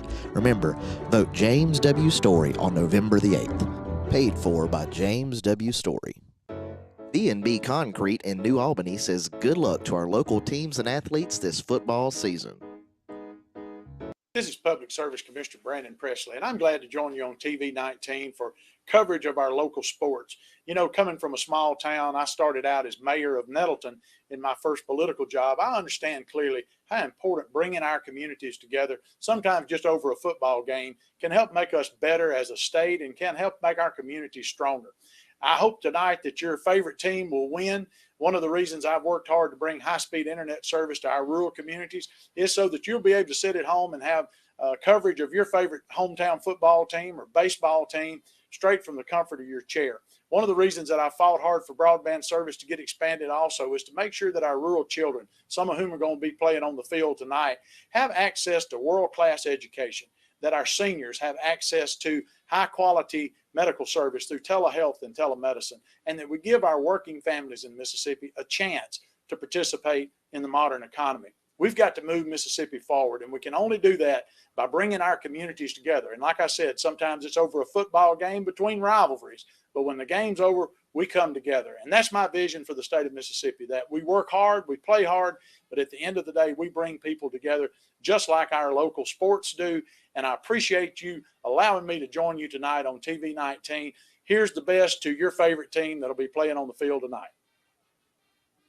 CB&S Bank wishes good luck to Walnut, Faulkner, and Ripley football teams this season. Come see them at 13331 Mississippi 15 in Ripley or at 28171 Mississippi 15 in Walnut. Farrow Ward Ford has been your local source for cars, trucks, and SUVs since 1952. They wish good luck to all our Tippah County teams in the 2022 football season. Stop by and see them in Ripley or call at 662-837-3001. Fiesta Grill sends their best wishes for a great football season for all Tippah County athletes. Check out their buffet and specials every week at 1709 City Avenue North in Ripley. Since their beginnings in 1935, Ripley Insurance Agency has become a leader in providing quality protection for thousands of individuals and families throughout our region. Their basic belief in providing only the best in coverage and personal service is just one of the many reasons why today, more than ever, people are moving up to the difference of quality insurance protection Ripley Insurance Agency can uniquely provide. At Ripley Insurance, they can assist you with all types of insurance quotes. We take the time to analyze each customer's needs and develop a plan to fit your own specific situation. Give them a call today at 662-837-8874 to discuss your options for your current insurance needs. Eaton Babin Smith are proud supporters of Tippah County sports. Eaton Babin Smith CPAs and advisors have offices in Ripley, New Albany, and Tupelo. Eaton Babin Smith specializes in small business financial services from bookkeeping and QuickBooks assistance to payroll services and tax filings. They have solutions for almost every small business need. They have vast experience in the preparation of financial statements and in the preparation of all types of tax returns for individuals, small business, nonprofits, estates, and trusts. They also can provide business valuation services. Call them at one of their 3 offices and let them help you with your accounting and tax needs. Great athletes, great teams, great schools. Good luck from Norris Howell, 107 Dumas Road. Angel Davis and the staff at Silly Sisters wishes Tippah County football teams a winning season. Go check them out for all your gift and monogramming needs at 1326 City Avenue North in Ripley. We have everything you need. Food Giant, City Avenue North, Ripley. Shop Easy Supermarket in Walnut wishes good luck to the Walnut Wildcats, the Collegiate Warriors, the Faulkner Eagles, and the Ripley Tigers this football season. Both Eagles and Tigers run with the big dogs. Good luck from Big M Diesel Express. Wishing the best to all our students and athletes. Here at Tippah County Hospital, we are more than just a healthcare facility. Your symbol of excellence is here. Tippah County Hospital, Ripley. Mi Pueblo in Ripley wishes good luck to all of our local teams and athletes this football season. Go see them at 925 City Avenue South in Ripley and check out their new outdoor patio. Come visit Lois and Kevin at McNeil Agency, 2009 Highway 15 North, Ripley. First American offers online and mobile banking features to make your banking experience easy and safe. Activate or deactivate your debit card as needed. Attach images to transactions. Set up text alerts to guard against unauthorized spending or to monitor your account balance. Use the P2P feature to safely send money to a friend. We even offer mobile wallet, so you can stay on top of your finances from anywhere. These options and more are available with online or mobile banking. At First American National Bank, you'll get that hometown feel with a high-tech touch. Mahindra's the official tractor of Tough, right, Chase? Yep, that's right, Tony. This baby's got 4,000 pounds of front-end lift capacity, right? It sure does. So who's tougher, kid? Me or you? You are, Tony. Can you put me down now? What? You want to go higher? Okay. I said down, you old goat. I am the goat. Mahindra, the official tractor of Tough and Stewart Haas Racing. Come on, Tony, put me down.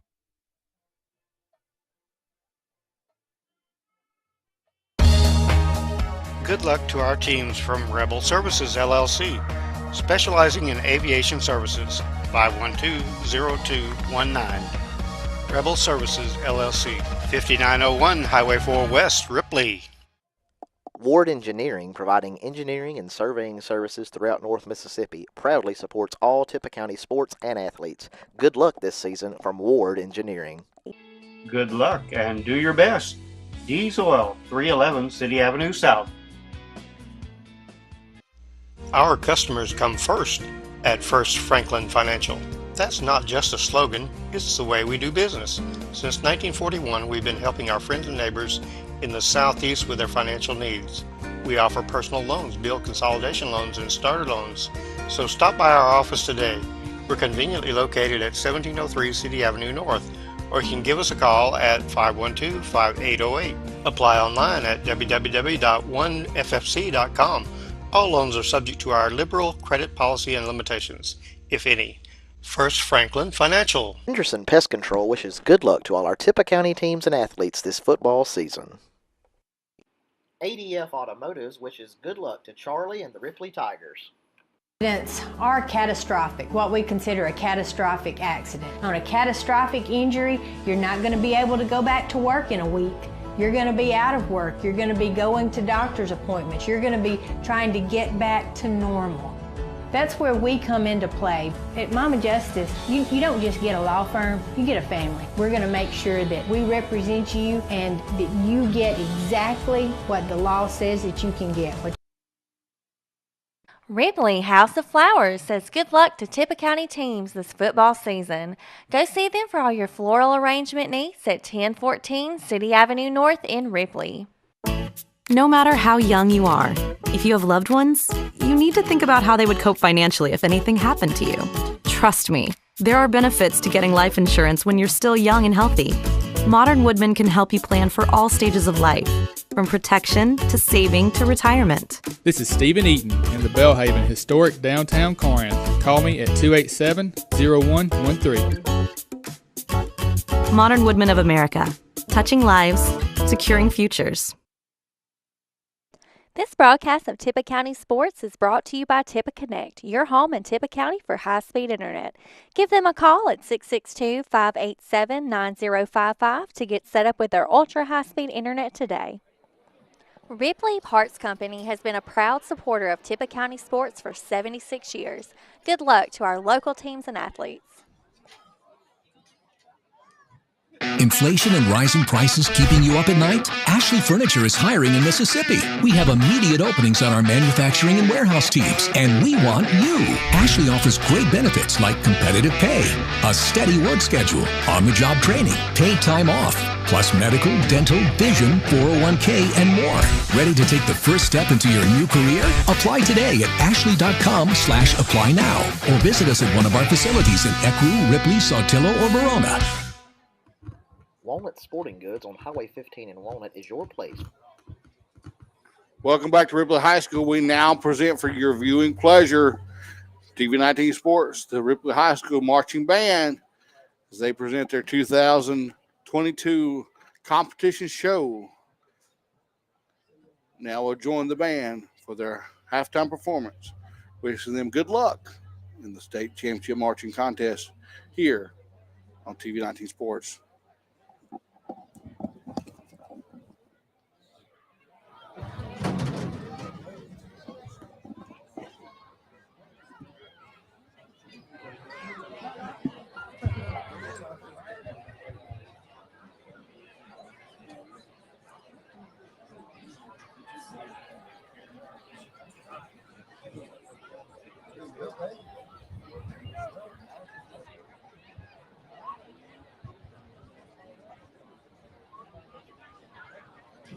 Now entering the field is the Ripley Tiger Marching Band. This year's show is entitled Mechanized. Soloists for the evening are Ethan Carroll, Deshaun Morgan, and AJ Hodum.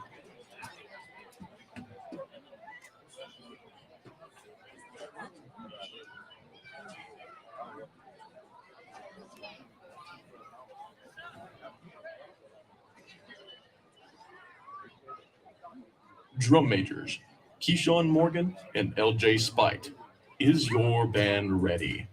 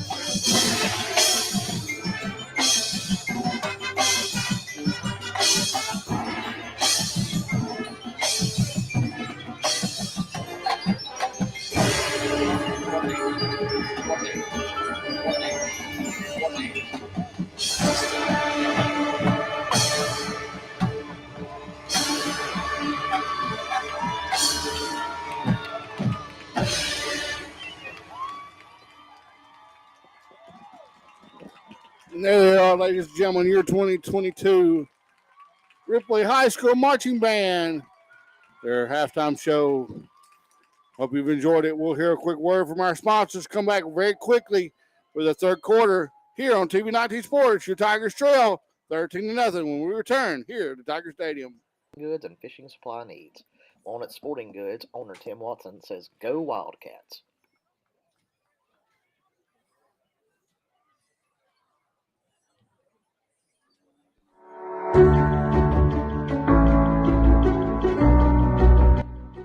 Randall Miller is running for the Tippah Electric Power Association Area 2 Board of Directors position. He is a native of Tippah County, a Ripley High School graduate, and currently resides in Ripley with his wife of 45 years, Kim Malden Miller. His parents, Whit and Carlene Miller, installed a sense of patriotism and community in their children. That is why he seeks to work for our community and be a voice for the people.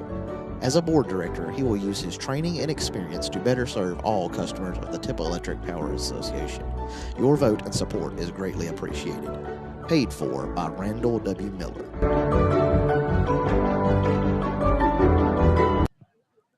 James Story would be honored to serve the youth and families of South Tippah Schools as Precinct 3 board member. A retired educator with more than 38 years of experience, Mr. Story will represent the students and parents of Blue Mountain, Pine Grove, and Ripley with wisdom, fairness, and integrity. Remember, vote James.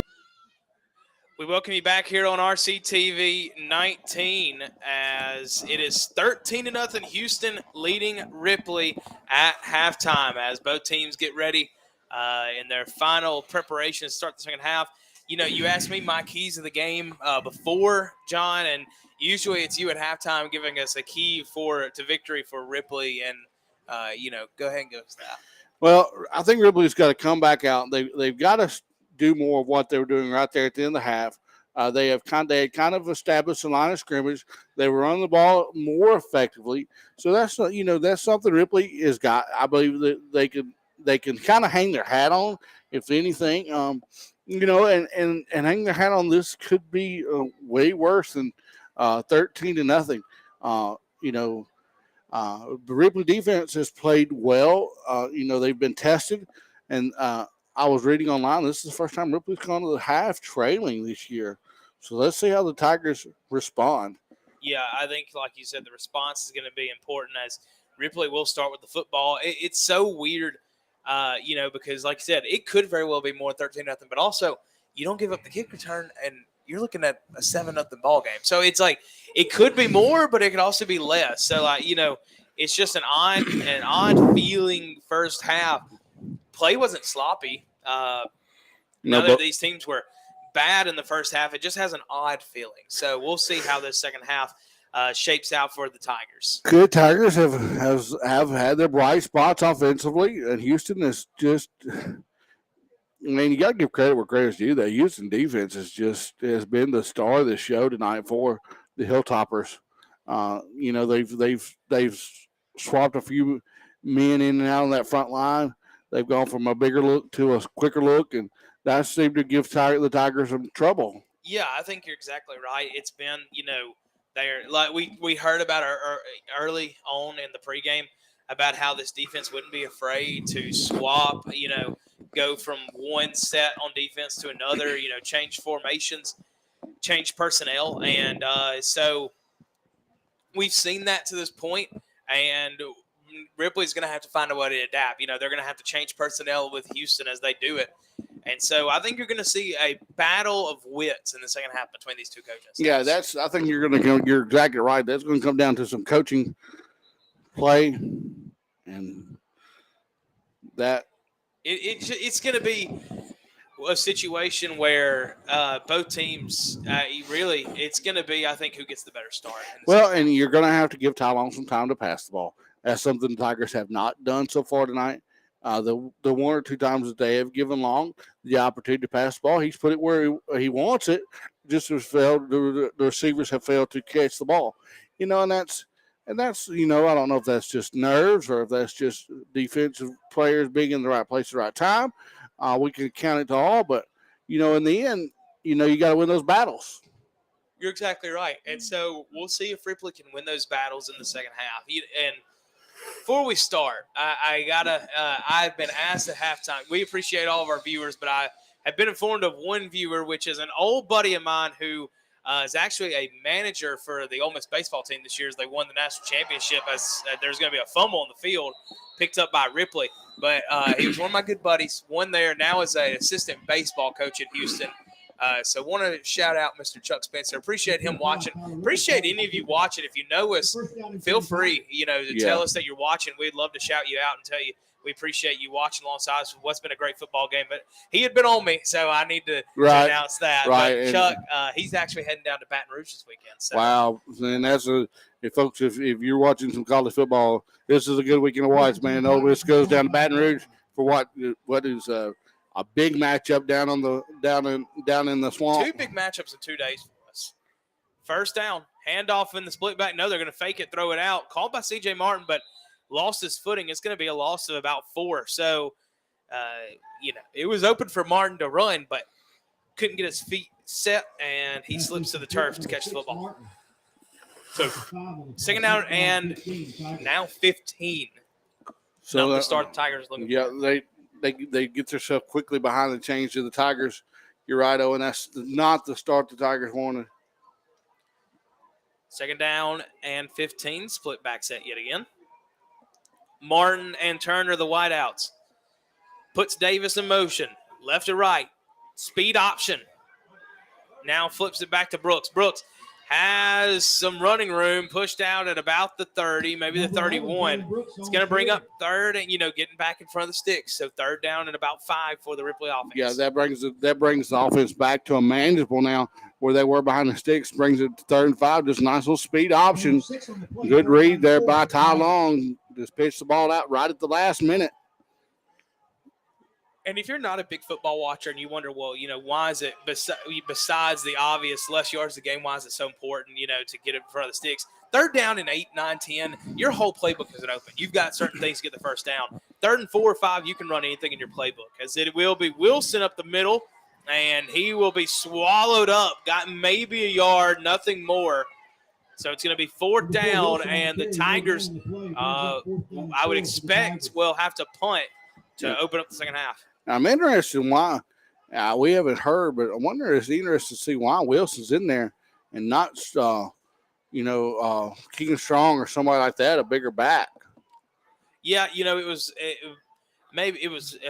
was kind of surprised by that as well, but, maybe you thought Wilson, if they bunch up, he might be able to slip through a small little hole that opens up on 3rd and short, maybe bounce it outside, but didn't quite work out for the Tigers. McDonald will punt it away. That's a high end-over-end kick. It will roll actually a little bit towards Houston. Take a Houston roll, too. It's going to be at the 40-yard line of Houston where the Hilltoppers will set up as they lead 13-0, 10-14 remaining in the 3rd quarter. Yeah, we're here quick. Well, it looks like they're going to run right out, so we'll stay here. They have been quick tonight, John. And honestly, I'm enjoying this game, but also you ever been at those late-night high school games that just seem like they take forever just to get an offense on the field? You love this pace. Yeah. Well, we do want to apologize to our sponsors, but ladies and gentlemen, we're doing our best to keep up with pace here ourselves, so we do apologize to our sponsors. We'll definitely hear more from them as possible. So it's going to be a gift to number 22, and Tigers do a much better job there. Like I said, defensively, the Tigers had some answers for the Houston Hilltoppers at the end of the second half. Yeah, it's like we talked about. This is really, you take away the special teams turn. This is a one-possession ball game. This defense has played really well tonight. in a lot of facets. They've bent a few times, but they have not really broken. Besides the one drive they got down to the end zone. But Cooperfield will have a nice little run, or Copperwood, will have a nice little run for a first down gain, and will move the chains. You were thinking about David Copperfield. I was thinking about David Copperfield. Great magician. Yeah, great. I think he was a little bit before my time, though, to be honest with you. You know what? He could really make things disappear. Maybe if I call Cooperwood Copperfield, it'll make him disappear because he has been running wild tonight. As that is Pratt down the sideline. He's got a big gain for a first down. He's going to go out of bounds at about the Ripley 33-yard line. And, I hate to say I mean it, but, man, these Houston running backs have just been amazing tonight. They are, especially when Ripley doesn't contain the edge and allows them to get outside, they're doing a ton of damage. Yeah, that was a good job by Ja'Kai Holmes to get Pratt to the sideline, but that's going to be a holding penalty on the Hilltoppers. That'll be a 10-yard penalty from the line of scrimmage. So that bring up 1st and 20. So that's a huge penalty. Again, we saw it earlier when Ripley badly needed a stop early in the game where it looked like Houston was going to drive down, make a 3-score game.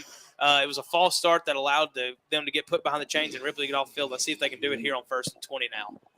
Brooks looks back to the sideline, tries to get his call, and we will get it. Hand off to the right side. Pratt will push up for a couple yards. 2nd down and about 17 coming up.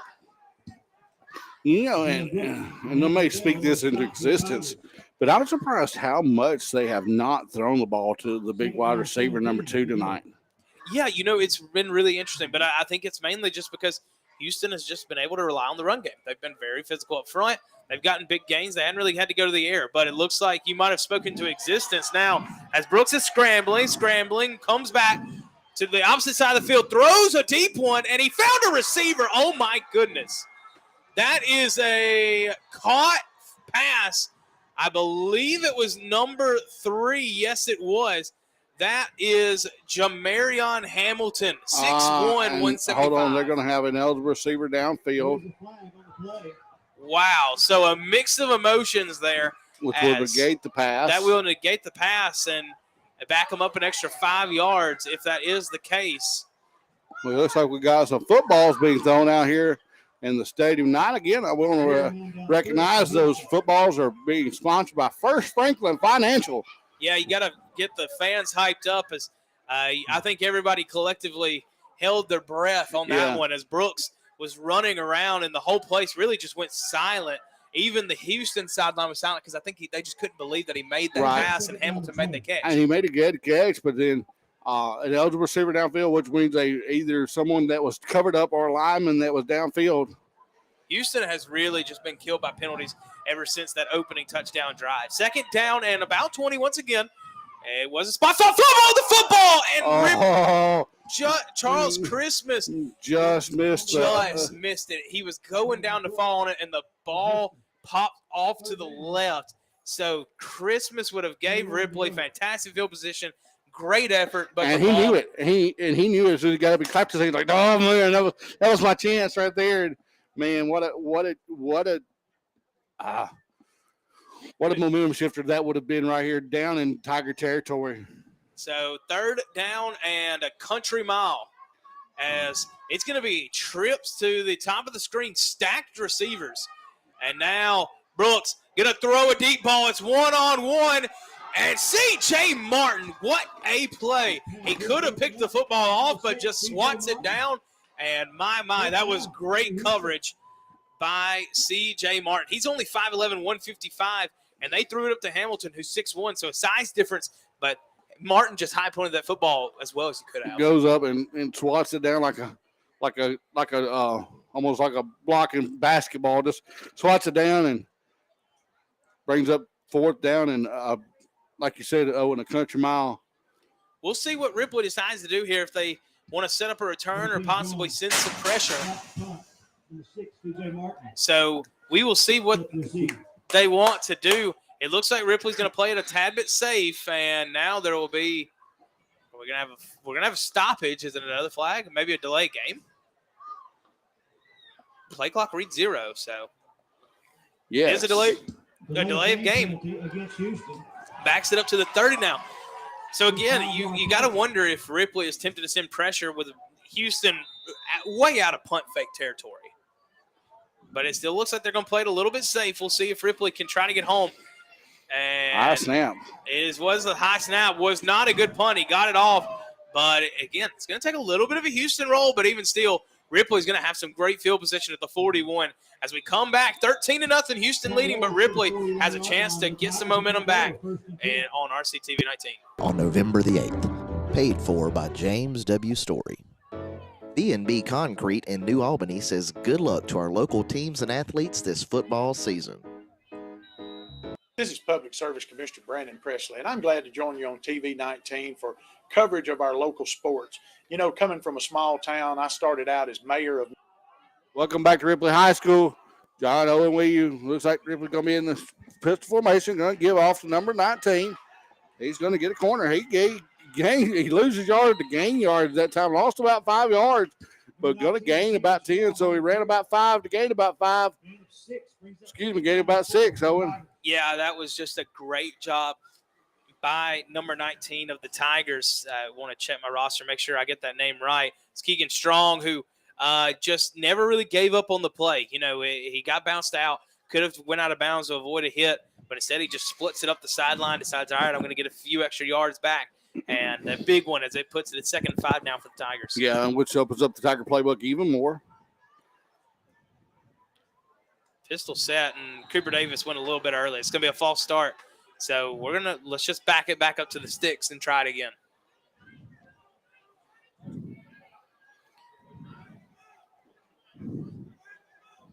So as they will talk, I'm almost sure this is a false start. They are conversing a little bit, but almost sure this is going to be a false start. We will see, though. Officials having a high conversation. You know, John, I want to say I'm really happy as tonight, you know, this is a big game. I want to bring it up one more time. You know, Ripley with a win tonight clinches the division. Houston with a win controls their own destiny as you look at the standings on your screen. This is a game that could have high tensions where it could get out of hand. But these two teams have played pretty emotionally controlled football tonight. Played with their heads on very tightly. You're right, Owen. You're right. This game could easily be a rivalry type game, being this big a division game. But both teams have played with their head on very tight tonight. So 2nd down and 10 after the false start. Play action, throw, got Brooks, and Brooks couldn't bring it in again. It was great coverage. We've called his name already a couple times tonight, but it is Jacoby Pratt with, again, great coverage on Jalen Brooks. Kind of the same exact play we saw earlier on the play action wheel route from Brooks. Good throw, ends up in Brooks' hands, but Pratt just breathing down his neck didn't allow him to ever get comfortable enough to bring in the football. Yeah, and he does look a little gimpy at the end of the play, so we'll be in there to see if number 6 goes in to take out Brooks, and I believe that's what he's going to do. No, he's going to leave. They're going back to a one tight end set, so again, you're going to expect a pass of the football here on 3rd down and 10.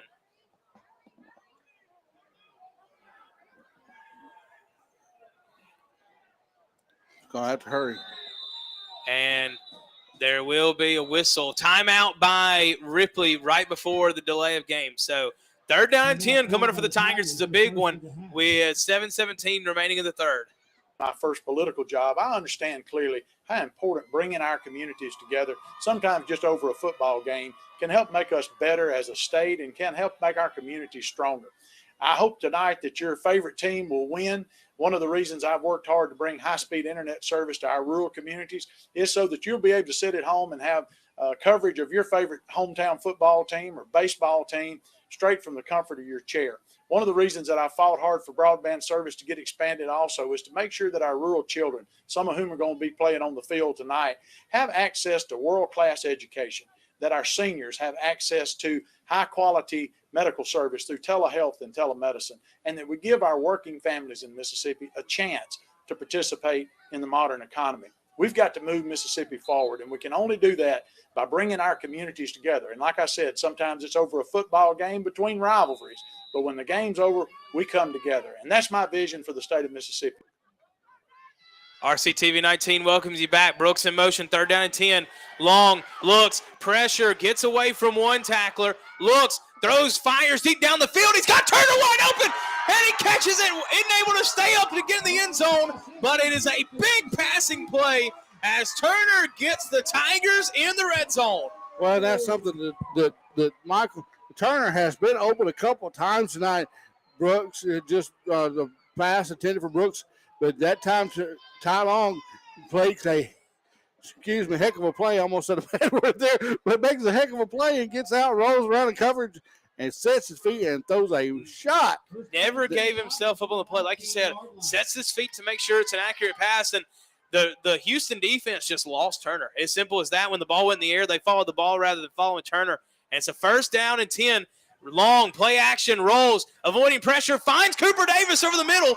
He's not in the end zone, but it is within the 2-yard line. So you might expect Ripley to maybe be quick and get some power running in, as they are just 2 yards away from getting their first score of the night.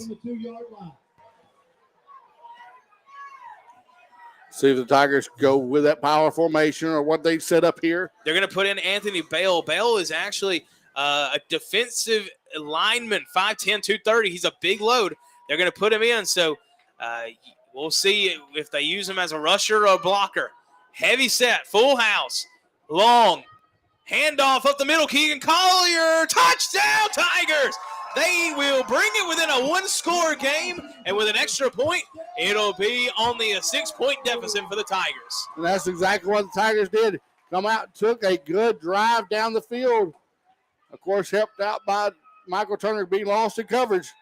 But Tigers bring it to a 13-6 game. Lopez back to kick. Snap back, kick up.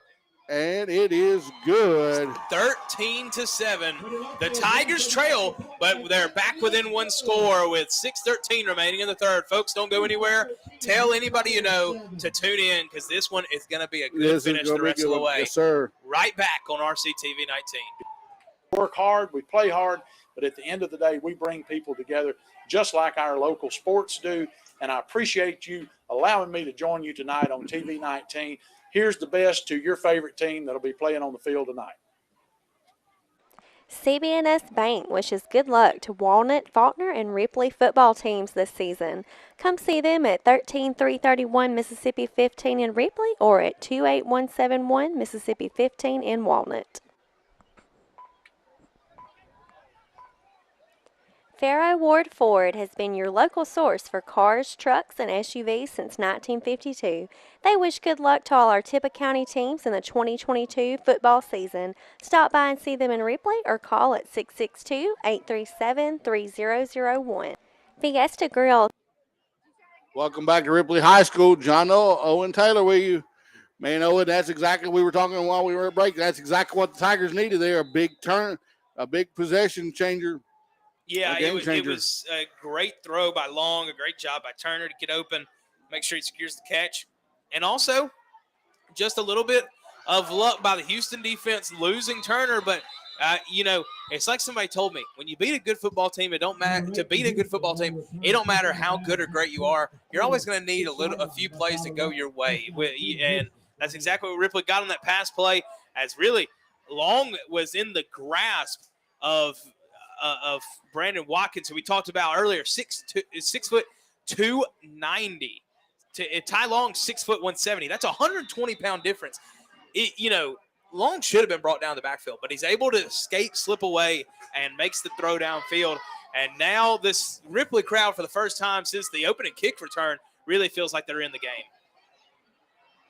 It's going to be a handoff. Cooperwood has got a first down and more. He's to midfield, and man, he has been a tough load to bring down tonight. Yeah, and he's to the second level very quickly before anyone touches him from the Ripley defense there on a gain of 14. So a first down from midfield. Brooks in the shotgun set. Tight end to the left, 2 wide receivers stacked up as well on the left side. Handoff to Cooperwood, and there is maybe a half a yard, maybe a yard, nothing more. So second down and long coming up. Big Charles Christmas coming in off the bottom of that pile. Also number 9, Collier.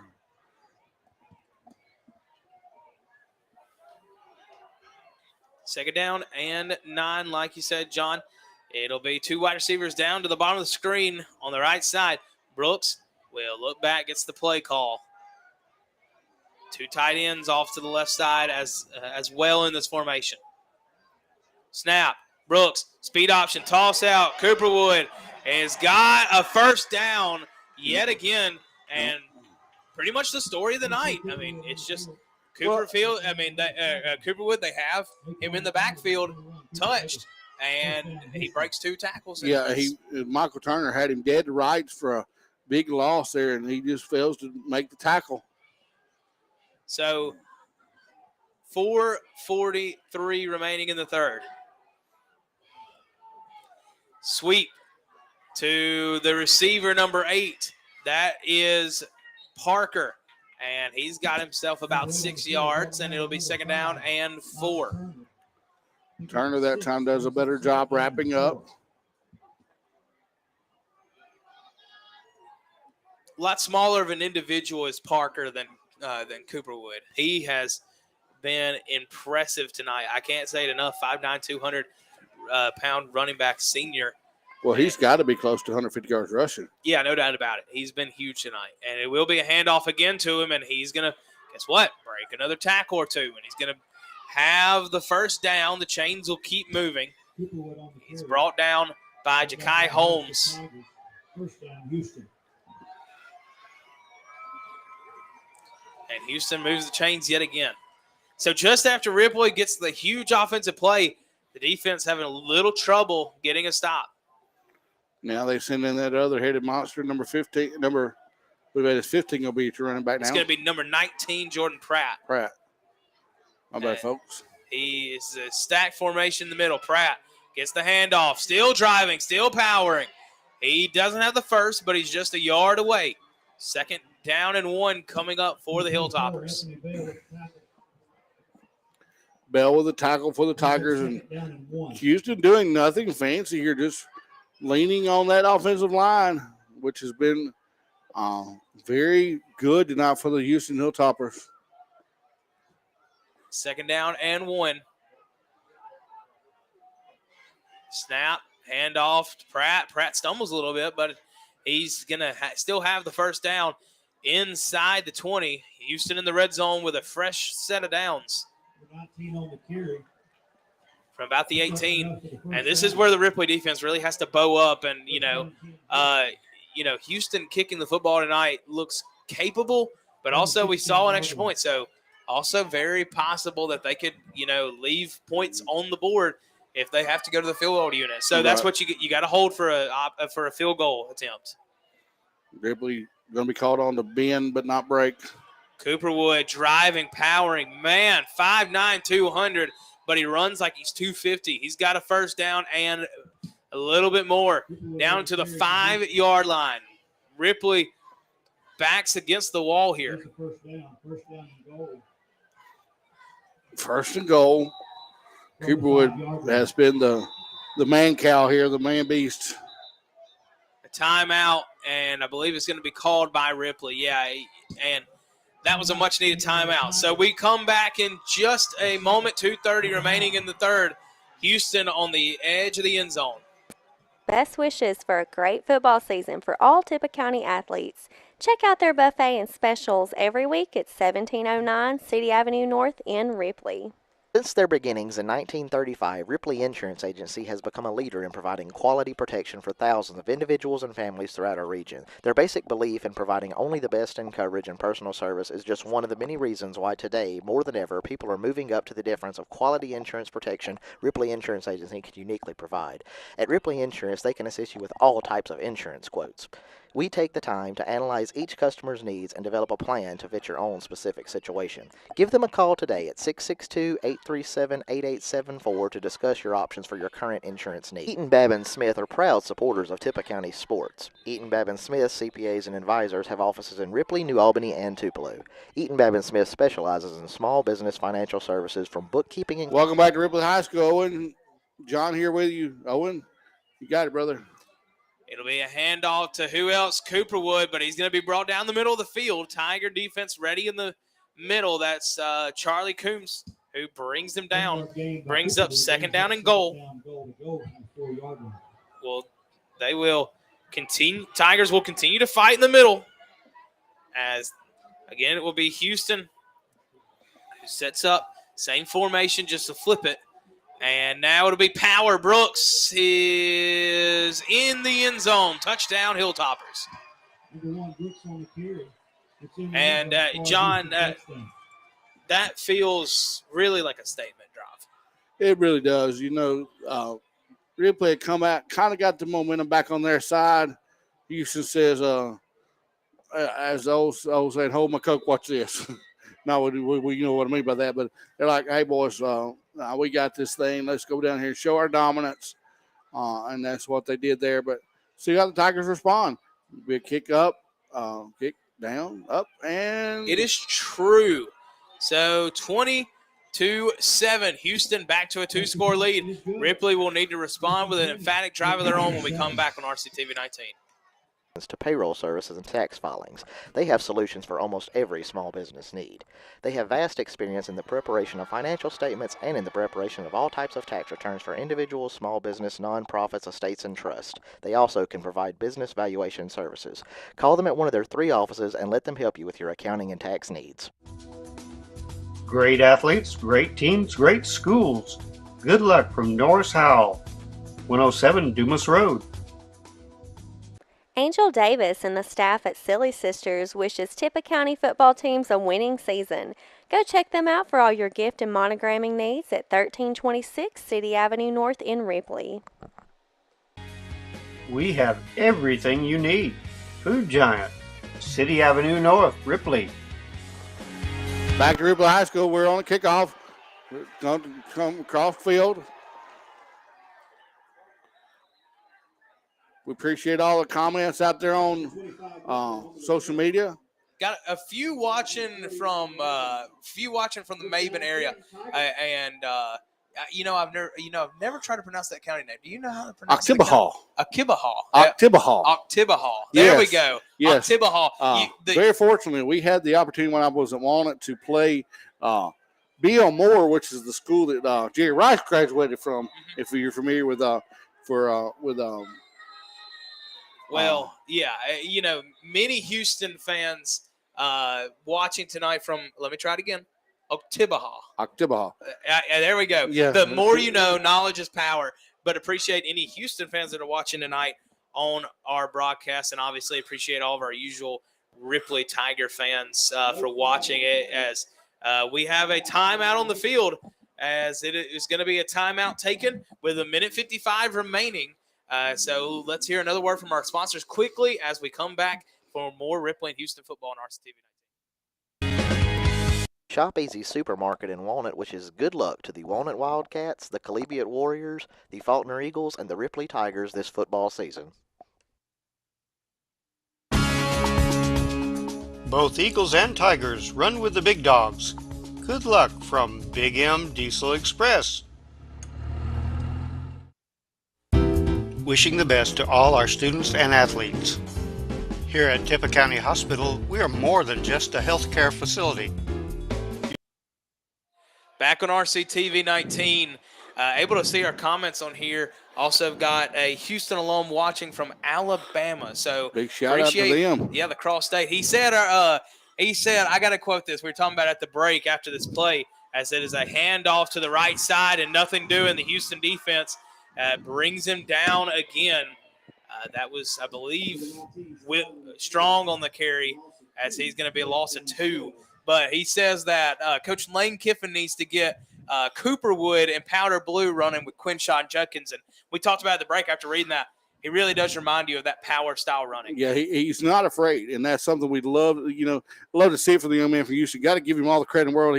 He is a man among men out there tonight. Got another one. Got to shout this one out and get back to play. Watching from Houston. That is Houston, Texas, actually. Yes. So both Houstons represented tonight. Glad you're watching alongside us. Strong is going to run out of bounds as he will, I think, get back to around the original line of scrimmage, but nothing more. Chased out of bounds by a couple of Hilltoppers. That's Douglas Jones, Jacamarion Chandler, a couple of them.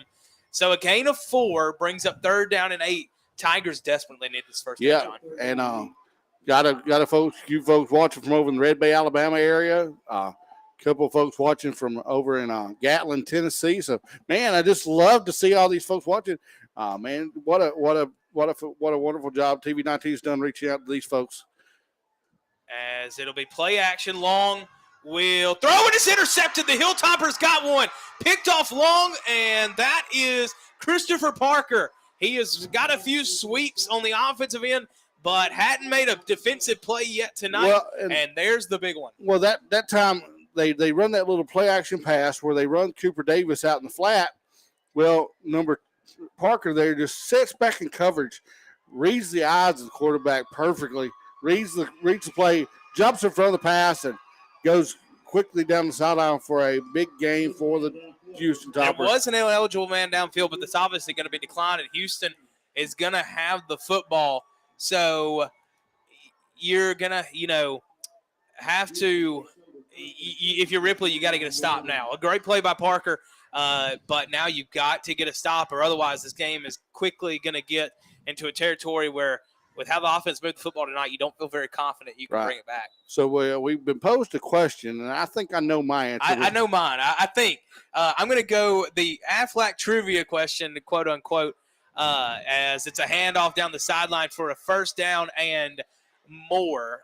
Let's actually, So trivia question: last Houston high school player to get drafted and currently playing in the NFL. You got yours? I got mine. Go ahead. Chris Jones. Chris Jones, who I'm going to say Joshua Williams. Let us know if you're right. Actually, fun fact: I was a manager at Nettleton my 8th grade year, and that was the last year before Chris Jones transferred from Nettleton to Houston. So my family actually knows Chris Jones decently well. Happy to see him succeeding at Kansas City. But yeah, Houston produces a lot of talent, such as Mr. Jamal Cooperwood, who has been running the football with power tonight. It's him on the carry that time, but Keegan Collier and Anthony Bell, a couple of the men to bring him down the backfield. And for the first time tonight, it looks like we got a little bit of chippiness on the field. Yeah, and that's something, the Tigers obviously frustrated down here, down 2 scores. They're obviously frustrated. They get Cooperwood for a little bit of a loss.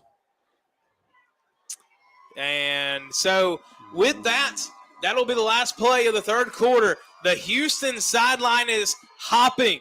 They are topping, and they are hopefully looking for a win on their sideline. Ripley, on the other hand, we're going to need a stop and to flip around some momentum. 20-7 as the Houston Hilltoppers lead the Ripley Tigers on the road. We're back in just a moment with the final quarter of action on RCTV 19. Is here. Tippah County Hospital. Ripley. Mi Pueblo in Ripley wishes good luck to all of our local teams and athletes this football season. Go see them at 925 City Avenue South in Ripley and check out their new outdoor patio. Come visit Lois and Kevin at McNeil Agency, 2009 Highway 15 North, Ripley. First American offers online and mobile banking features to make your banking experience easy and safe. Activate or deactivate your debit card as needed. Attach images to transactions. Set up text alerts to guard against unauthorized spending or to monitor your account balance. Use the P2P feature to safely send money to a friend. We even offer mobile wallet so you can stay on top of your finances from anywhere. These options. Houston on offense. Baggio will be in that wishbone or full house backfield. It's a handoff on a sweep to number 19 as he's got a few extra yards. He's still fighting and finally goes down just about a yard short of the first down. That's Jordan Pratt. They ran him on a sweep that time. He had been running just out of the usual backfield, but that time gets him in the slot receiver position and lets him get a run and go on the handoff. So 3rd down and 2 is going to be the distance to get for the Houston defense. Ripley needs off the field badly. Houston could almost put this one away with a touchdown here. Yeah, touchdown here. The momentum squarely on the shoulders of Houston. It's going to be another sweep. That time it will be bottled up by the Tiger defense. They go to Christopher Parker on the sweep, and the Tiger defense was not fooled. It's going to bring up 4th and 5, so a little bit of a decision for the Houston Hilltopper staff. Are they going to send out the field goal unit to get 3, or are they going to just try to ice this game with another touchdown? Looks like only one sub's coming in, but so it looks like the Hilltoppers are going to go for it. And Ripley, we talked about them needing momentum with 10:50 remaining in the ball game. This is where they can get it. Yeah, big stop here on 4th and 4. Let's see if they go to that man that they have not. Like I said, he comes in and I may speak into existence, but looks like actually it'll be a timeout called by Houston. I want to say this real quick, and we'll keep it here just for a moment to make sure we don't miss the 4th down play. But as we usually do, we've got so many viewers probably new since we see a lot of Houston. Glad to have you. What we usually do is our RCTV 19 player of the game. We have our ideas of who we'd like to pick every game. We think, we watch the game, but it is ultimately up to you, our viewers. So if you'd like, leave a comment down below of who you think the player of the game is, and we will decide by reading the chat, seeing the majority rule, and that will be our RCTV 19 player of the game. A lot of good performances on both sides. Even, Houston, obviously, even with Ripley, even, as they have had their struggles on the offensive end tonight against the Houston defense, there's been a lot of defensive players that have come up with some big plays. Right, and we're having so many Houston fans out there. I'll tell you what, we'll do 2. We'll do a Houston player of the game and do a Ripley player game. How about that, folks? That sounds good. I think it'd be fair because we've had so many people from Houston go comment tonight. We're just so proud to hear them comment. I mean, you got to stand by your school. We really appreciate that, guys, from over the Houston area. 4th down and 4 from the 12-yard line. Put Stovall in motion. And Brooks rolls out right side. He'll throw it, and he couldn't get it to Stovall. Incomplete. That would have been a walk-in touchdown for Stovall, but Brooks on his back foot with the pressure in his face could not get it there. It'll be a turnover on downs, and Ripley has just a bit of life in them with 10:27 remaining in the ball game. Yeah, Ripley's got to go. Ripley's got to go down here, get a couple first downs quickly, see if they can get in the end zone.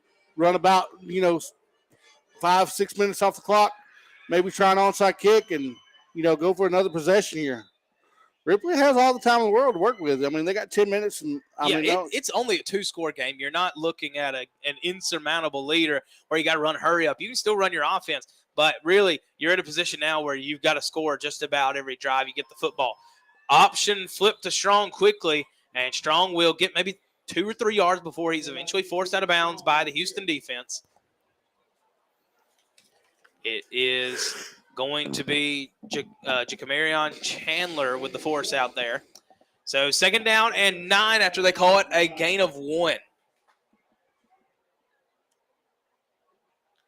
So Ripley will huddle up. 10:27 remaining in the ball game. Clock stopped right now.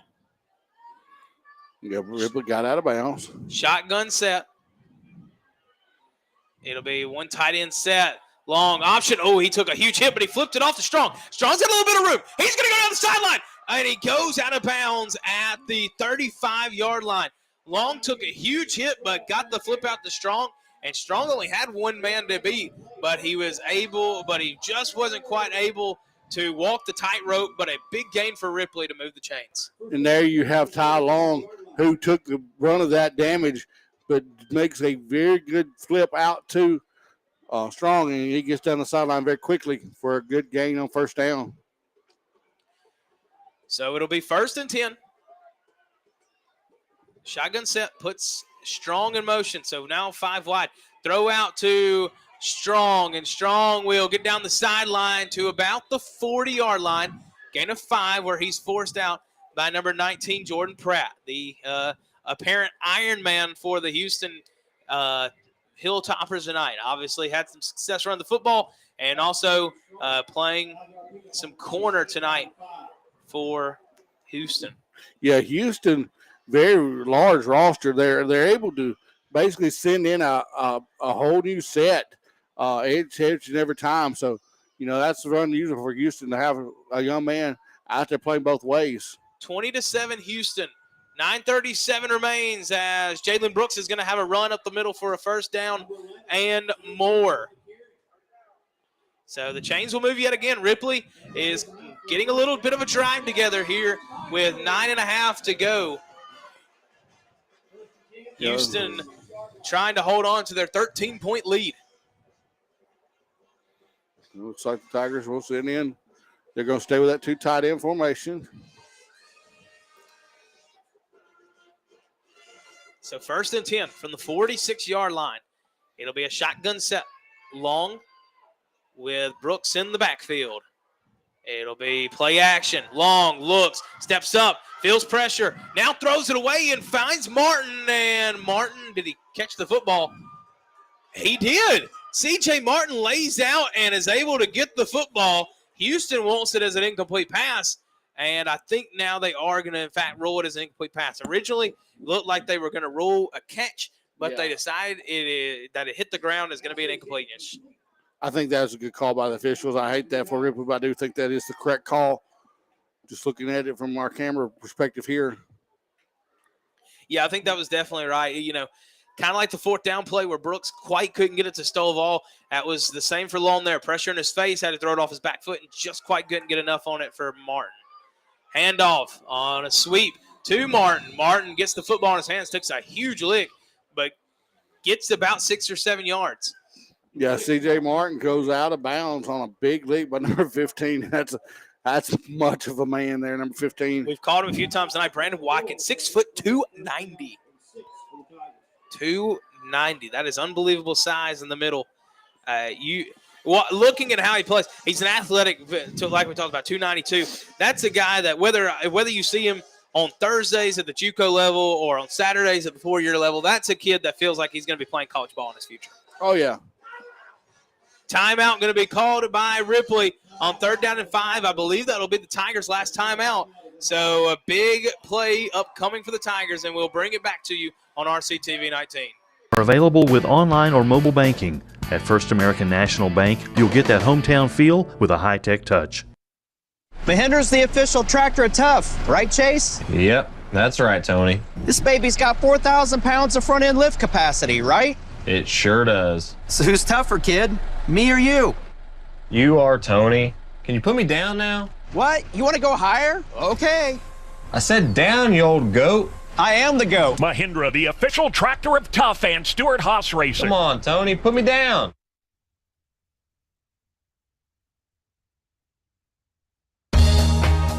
Good luck to our teams from Rebel Services, LLC, specializing in aviation services. 512-0. Welcome back to Ripley High School. It'll be a handoff. It's a pass by Aquan McDonald. He's going to throw a deep halfback pass. Is incomplete. It was double covered down near the 8-yard line to Michael Turner, and Houston will swat that one away. With 8:44 to go in the 4th quarter, the Ripley Tigers now have a decision to make from midfield. Oh, this is 4-down territory. If you're the Tigers, they've got to convert this, keep the ball in their possession, try to score here. We're just a few short 8 minutes remaining on the clock. It is, in fact, going to be a 4th down attempt for Ripley. You might could have punted it and hoped to get a 3-and-out, but you might as well be aggressive at this point. Offense has stagnated a little bit. It's going to be a keeper. Ty Long's got the first and more. He's still running. 30, 25, 20, 15, 10. Ty Long, touchdown, Tigers. Ty Long on the 4th down keeper. I think just about everybody but Ty Long expected him to, or nobody but Ty Long expected him to keep the football. And my goodness, it is a touchdown for Ripley to bring it back within one score. Well, you saw that play last week in Walnut where, everybody was flowing to the running back, flowing to the passing game. And they pull the ball down and score a dagger on Walnut there. Man, what big turn of a little momentum now back on the Tiger sideline with 8:36 remaining. This is once again a ball game. Kick is up, and it is good as we will go to a break. 20-14. The Tigers' death was greatly exaggerated as they are just back within one score. And make sure, like somebody said, this is going to be a great ending. Make sure you stick around on RCTV 19. 19. Rebel Services, LLC, 5901 Highway 4 West, Ripley. Ward Engineering, providing engineering and surveying services throughout North Mississippi, proudly supports all Tippah County sports and athletes. Good luck this season from Ward Engineering. Good luck and do your best. Diesel, 311 City Avenue South. Our customers come first at First Franklin Financial. That's not just a slogan, it's the way we do business. Since 1941, we've been helping our friends and neighbors in the Southeast with their financial needs. We offer personal loans, bill consolidation loans, and starter loans. So stop by our office today. We're conveniently located at 1703 City Avenue North, or you can give us a call at 512-5808. Apply online at www.1ffc.com. Welcome back to Ripley High School, fans. Do not go anywhere. Looks like Houston's going to set up for an onside protection to make sure that they don't try anything sneaky. And it will be Freddie Lopez who boots it deep and into the end zone for a touchback. So Freddie Lopez does the job, and all of a sudden with 8:35 remaining in the ball game, the Ripley sideline is once again energized and back into this one. Yep. Now here's where the Tigers have got to flex a defensive muscle. They've got to stop Cooper Wood, who has been the man among men tonight. You go out there, get a quick 3 and out. Do not let the Hilltoppers, you call on your defense here, who's been the key to your success all year long. No doubt about it. Brooks, handoff up the middle, and it is Cooper Wood who is stuffed for little to no gain on first down. So second down, and I think they're going to give him a yard. So second down and 9 coming up. Like you said, this is mind. I'm going to turn the crowd back up. No, absolutely. Get the energy of this game because, like you said, this crowd is back into it on the Ripley side. Second down and 9. Shotgun set. Trips wide receiver up to the top of the screen. A Stovall alone down at the bottom. And it'll be a speed option off to the right side, and he is bottled up. That is Michael Turner shedding the block of the receiver and making a tackle in the backfield. We will head to third down and long. The official spot is third down and 9. Tiger defense one play away from getting the football back with a chance to take the lead for the first time tonight with 7:36 to play in the fourth quarter. Tigers have to stay at home here, play good, solid defense. Don't get thrown off by some misdirections. Brooks looks, fires over the middle, incomplete. It's going to be intended for Stovall, but it's incomplete. And all of a sudden, the Tigers will have a chance to get the football back as Houston is going to have to punt it in their own territory. I believe Tigers will stay home. They have to stay home. Maybe send one man back to receive this punt. But other than that, they may stay home and play defense here. No, I think you're exactly right, John. You can't risk it, even though I feel like it's unlikely for Houston to run a fake here. You were probably sending nobody, maybe one just to keep them honest. Actually, they're going to send about 3 or 4, and the punt does get away. And it takes, for the first time tonight, a Ripley roll inside the 40-yard line. So the Tigers will have the football at the 38-yard line as the offense, they're ready. We're going to have to keep it here. That offense is energized. They're already on the field, just about ready to snap the football away. So it is 20-14. Houston leading over Ripley in the fourth quarter with 7:13. Folks, make sure you stay tuned and tag anybody you know, because this has been a fantastic game. We're heading for a fantastic ending. Long, pistol set, handoff, counter, strong, got a little bit of hole in the middle of the field, 3-yard gain, and John, you turn that crowd mic up for good reason. The Ripley crowd is more into the game now than they've been all night, which is a great thing. That's something you got to have. You got to have the crowd on your side. We're going to turn it down now so we can call the game properly. But we do want you to hear that the crowd's getting into it very quickly here at Tiger Stadium. This momentum has kind of switched back to the Tiger sideline, and that's what we love to hear. Absolutely. Second down and 7, 6:37. It's going to be a counter run. First down, maybe yardage. Yes, it is going to be first down yardage for the Tigers from Jalen Brooks as he moves it forward. And that's the first time we've seen the Tigers give a little dose of Houston their medicine back with that wing T formation. First down, Tigers. Want to show you again quickly before the next play. Remember, with a win tonight, if Ripley can get the lead and get the win, they will clinch to 4A. Houston, with a win here, will move to 4-0 in the division and will control their own destiny with a date against the New Albany Bulldogs next week in the regular season finale. We'll keep those in the corner so you can see that. First down and 10. It'll be a Wildcat. Jalen Brooks up the middle. He's got about 3 or 4 yards, and it will continue to move the ball slowly but surely. You know the old saying, John, 3 yards in a cloud of dust. Yeah, that's something the Tigers have not shown all year long is that Wildcat formation. And it looks like it'll just be a one-play remedy as Long will come back into the center of the huddle. 5:34 remaining in the ball game. Houston with their one loss to Amory. Ripley undefeated to this point in the season. They're going to go Wildcat again, actually. Brooks will hand off. Double reverse. Long looks, fires. Touchdown, Tigers! The double reverse pass is a little bit of trickery, and he finds his man, Evan Goolsby, in the end zone. And with an extra point, the Tigers, yes, the Ripley Tigers, will take the lead for the first time tonight with only 5:17 left in the ball game. John, they dug deep in the playbook for that one. Yes, sir, they did, and what a play drawn up by the offensive coordinators from Ripley. Let's turn the crowd up, folks. Let's hear it for the Tigers as here on TV 19. And that kick is up and good. And with that, the Tigers lead the Hilltoppers 21-20. Make sure you keep it tuned here for the final 5:17 of this ball game on RC TV 19. All loans are subject to our liberal credit policy and limitations, if any. First Franklin Financial. Henderson Pest Control wishes good luck to all our Tippah County teams and athletes this football season. ADF Automotives wishes good luck to Charlie and the Ripley Tigers. Accidents are catastrophic, what we consider a catastrophic accident. On a catastrophic injury, you're not going to be able to go back to work in a week.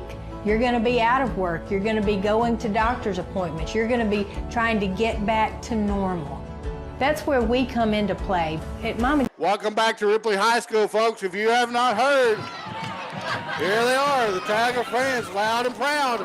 They're into it big time here at Tiger Stadium. Yeah, hey, John, this is, look, I'll say it honestly, we talked about it, during the break after Houston scored to go up 20-7. We said, that feels like a game-ending drive. That felt like a one where they had taken all the momentum and they had taken everything out of Ripley's sails and had a chance to put the game on ice. But the fourth down stop by the Ripley defense is what gave Ripley life. Fourth down, a quarterback option run by Ty Long got the Tigers back within one score. And then what else but the double reverse pass to Evan Goolsby in the middle of the field to have this Tiger sideline fired up. Well, he had 2 men. He had 2 to choose from. He did. I mean, he could have went to either guy, but Evan Goolsby, hands of a champion there, makes a big day. Hey, let's go get 3 down again. Let's just go score again. How about that? Houston will be in a trips wide receiver set. And one running back in the backfield. Houston on what could be their final drive of the game. Drop back, pass. Brooks looks over and has Cooperwood with a one-hand catch. He stays on his feet. Oh, my goodness. They're going to finally call him out of bounds at the 48-yard line. Again, another late whistle. I didn't ever hear one. Maybe it was the crowd noise, but I thought he was going to continue running to the end zone. But Cooperwood John, he had that ball with one hand. Yeah, he come out of the backfield and Steele Brooks hit him on just a little toss over the top of top of the helmet there, and one-handed grab. What a grab by Cooperwood to move the chains. 47-yard line, 1st and 10 for the Hilltoppers. As a handoff to Cooperwood. He's going to bust up the middle for a couple of yards. As it'll be 2nd down and 8 coming up for the Hilltoppers on offense. We just ticked under the 5-minute mark in the ballgame. At this lead right now, 21-20 for Ripley, it doesn't look like we're getting overtime. It looks like somebody is going to win this one in regulation. Yep. See. Brooks. Trip set to the top of the screen. Takes a snap. Looks. Fires over to Stovall. And he breaks one tackle of Martin. But a great job by Keegan Collier to help come finish it off. But it's more than enough to move the chains. And Houston is driving. 1st down and 10. And I think Ripley there was content. Stay off of him and give him the possession. You know, I know it does bring our 1st down. You question why does it happen, but you prevent him from going over the top for a big reception there. Hey, I think you're exactly right. So we're inside the 40, 38-yard line. 1st down and 10. Handoff, Cooperwood, and he tripped up, and football came out, but he was down. He lost the football as he hit the ground, so no fumble. And Cooperwood, for the first time tonight, he just kind of slipped. He did get hit in the backfield, but he was breaking it off, and he just kind of slipped. Yeah. But with playing, John, as you get in the 4th quarter, that grass, a lot of it's gotten ripped up by now. Sometimes it can be tough to find your footing. Yeah, that moisture's starting to fall. That ball's getting a little slippery. 2nd down 11 from the 40-yard line. Snap. Option. Middle. Brooks split it, and he's got enough for a 1st down and will move the chains. That's the first time tonight that we have seen Steele Brooks just take the option right at the middle. Yeah, he's got into the outside a few times. Tiger defense. A few hands on the hips here. 1st down and 10. 28-yard line. 3:14 remaining in the ball game. No timeouts for Ripley. Only one for Houston. Cooperwood hesitates. Tried to find a hole. Couldn't find anything. He'll go down at the line of scrimmage. It looks like, John, that really Ripley has keyed in, said, all right, anybody can beat us but Jamal Cooperwood. Yeah. They have taken the buck, Cooperwood, except for the one big pass play, which, that was set up perfectly by the Houston offense there, where they got Cooperwood out on a little wheel route out of the backfield and hits him on basically a wheel down the sidelines. 2nd down and 10 from the 27. Brooks will look, runs up the middle. He's got enough for a 1st down. Let's see. He might actually be about a half-yard short. Let's see what they rule. They're going to move the chains for a 1st down. He got right to the 17. So the Hilltoppers are in the red zone with 2:30 remaining in the ball game. 1st down and 10 from the 18-yard line. Ripley coaches signaling defensive plays here. Again, 2 wide receivers to the bottom of the screen. Heavy, more set, 2 tight ends. Handoff. It is Pratt who carries it down the sideline and ends up out of bounds. Jordan Pratt got about 5 yards, and he will go out at about the 13 to 12, around that area. So going out of bounds will stop the clock for both Houston and Ripley. 2:12 remaining in the ball game. You almost clap for Ripley there, too, because it gives Ripley a chance to kind of catch their breath there. Yeah, that's huge. Not only to catch their breath, but also if Houston is the scorer, they just added an extra 40 seconds that Ripley would have to drive down the field if needed. Here we go. Brooks, left side. He's got one man to beat. He can't get by him, but he is inside the 5-yard line down to the 2. 2:05 remaining in the ball game. And now you would expect Houston to drain down every bit of play clock that they can and run the football. Yeah.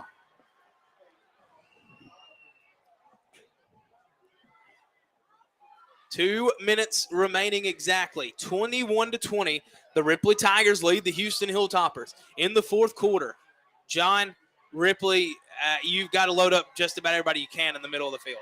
Yeah, but I don't think they go. They're going to go back, and I don't think they're going to do that push play again. They're going heavy set. Yes, it is a quarterback sneak.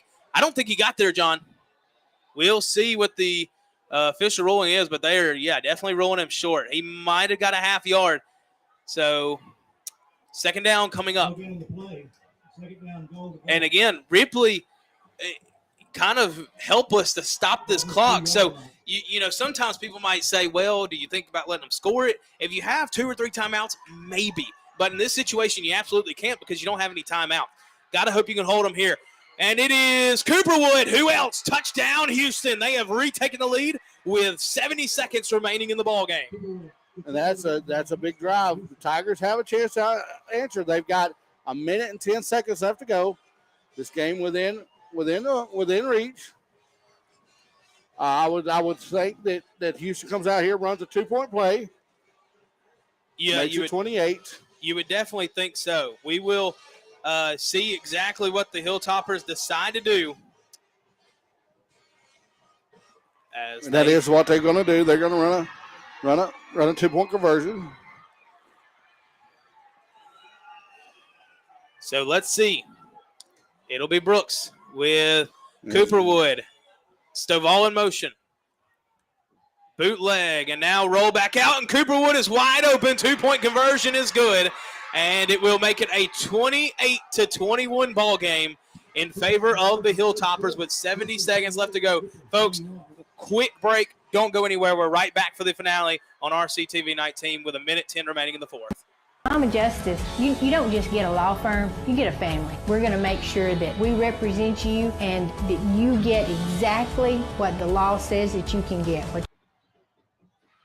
Ripley House of Flowers says good luck to Tippah County teams this football season. Go see them for all your floral arrangement needs at 1014 City Avenue North in Ripley. No matter how young you are, if you have loved ones, you need to think about how they would cope financially if anything happened to you. Trust me, there are benefits to getting life insurance when you're still young and healthy. Modern Woodmen can help you plan for all stages of life. Welcome back to Ripley High School. Oh, and now we're just discussing at the half, or at the break here, what the call is. If you're a kicking coach here, looks like you are going to be intent to angle it to the sideline.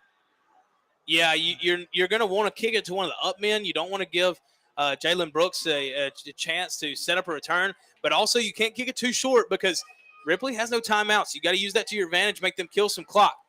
And it will be caught by Tyler Rucker. He's got a hole. He's going to get to the 45 and now to the 50. So he will be at midfield with only a few seconds taken off the clock.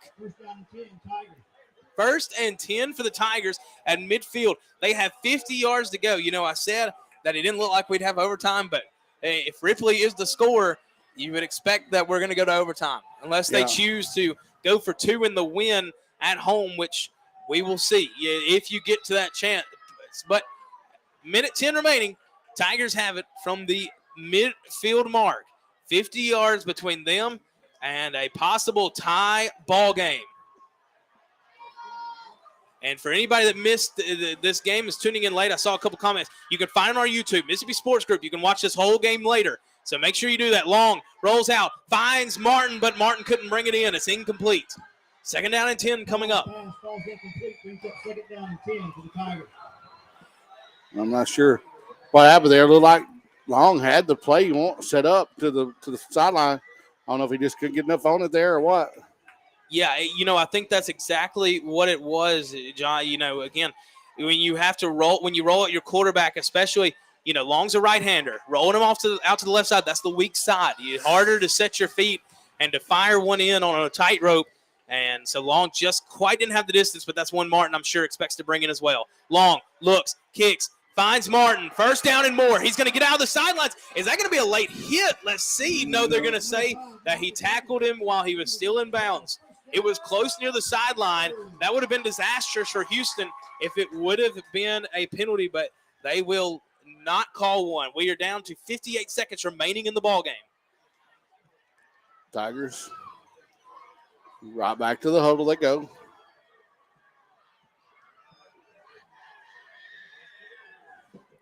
First and 10, 36-yard line. Trips set to the right side.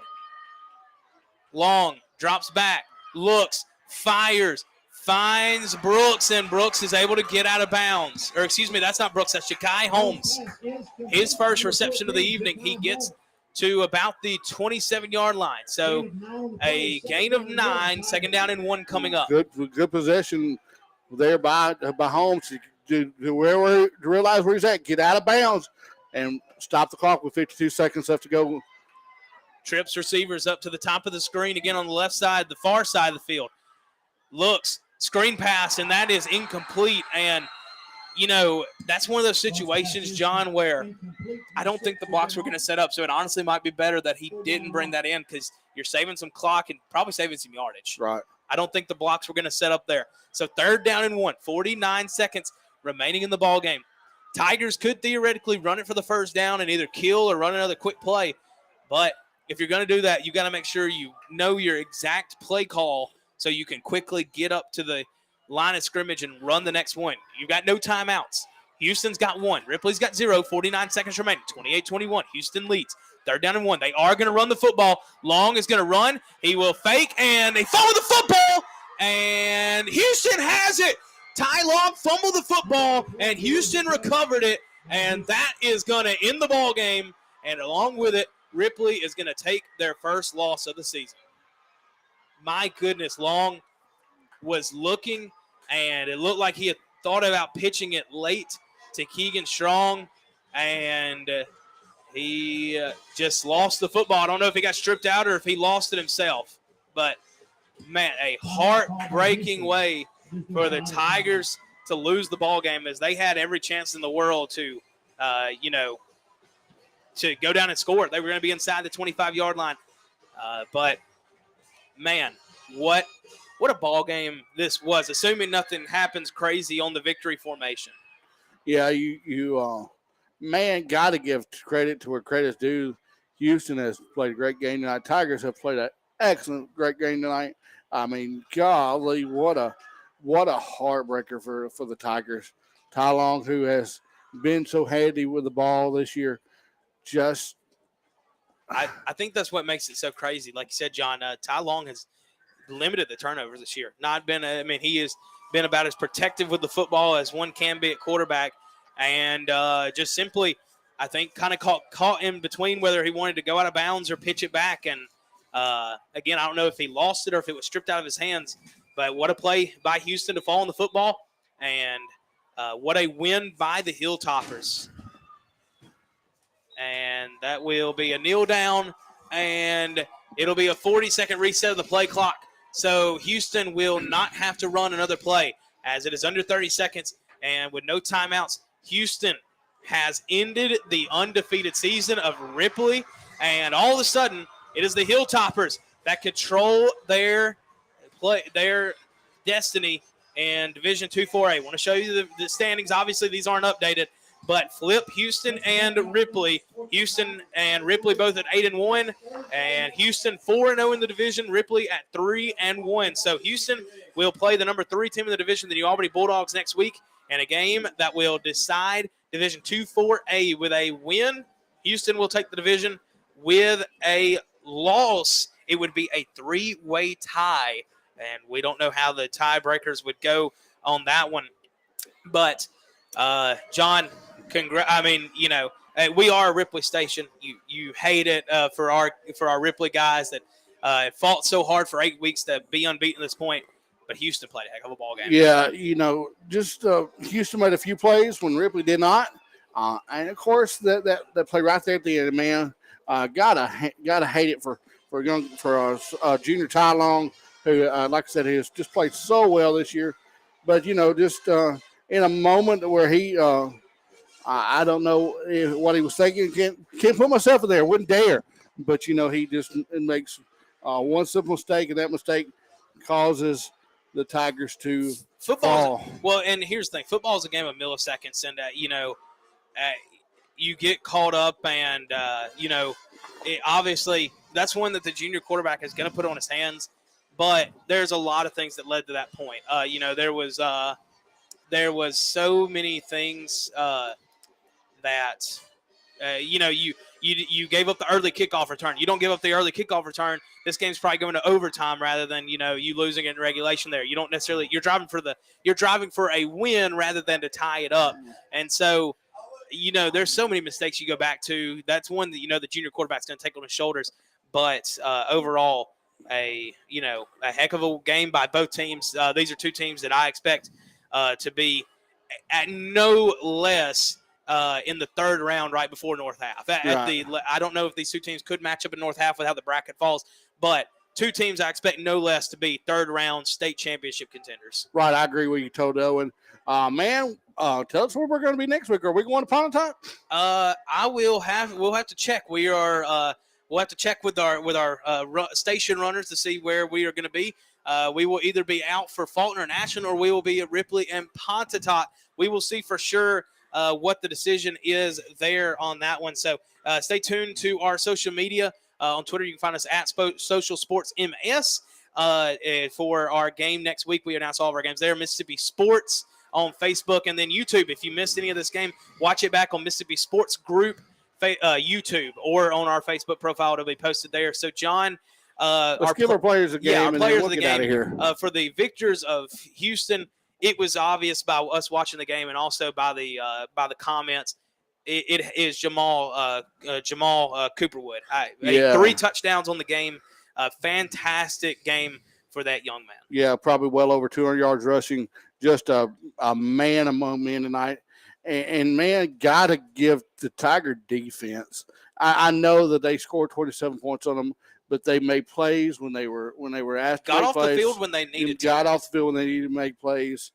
And those running backs, Ripley, who are up against a task tonight, kept Houston honest up front. I really believe, and that offensive line did a good job. So, man, I could go on and on about this group of Tigers, but man, what a hard fought ball game here on senior night. Man, we'll let you guys know where we'll be at next week. We have enjoyed this night, and Owen, go ahead. Ripley, what about your Ripley player of the game? All right, man, you got to give it to the golly, I guess. I'm going to say this. I know some people might say, well, I'm actually going to give it to Ty Long. I know he had the turnover at the end of the game, and that's what people, we can get so caught up. We can get so caught up in being a what have you done for me lately thing. So people are going to remember that turnover. But Ty Long, as a junior quarterback, we talked at the beginning of the season, if Ripley is going to be state championship contenders, that he was going to have to be able to lead that team when they got down, because eventually they were going to find themselves down, and he did that tonight. They were 20-7. We thought in the booth this ball game was over at that point. Yeah. I'll be honest, but Ty Long with the big touchdown run, the touchdown pass on the double reverse, and then one play away from what I think. If Ripley doesn't fumble that football, I think Ripley's probably tying it up there. Yeah. That offense was moving. So overall, it is mine is going to be Ty Long, but so many other players. Yeah, absolutely. As John puts in our chat, make sure to tune in to watch our scoreboard show immediately after this on Facebook and YouTube. First time we're ever running one. Guys, we appreciate you so much for watching and looking. We'll look at the numbers later, but bare numbers, I think this is probably going to be a record night this is our first year streaming. I think this is going to be a record night in terms of viewers. So thank you so much, Houston viewers, Ripley viewers, neutral viewers. It was awesome. It was awesome to see our chat, everybody talking, enjoying the game together. And that's what we want to do on our CTV 19 right. Is everybody to be able to support the kids that play in our local games and just enjoy a good game of football. And that was a dang good game of football. Right. And for Owen, for myself, John, for Joey, for John Ross, for Tony back at the station, man, good night. God bless you all.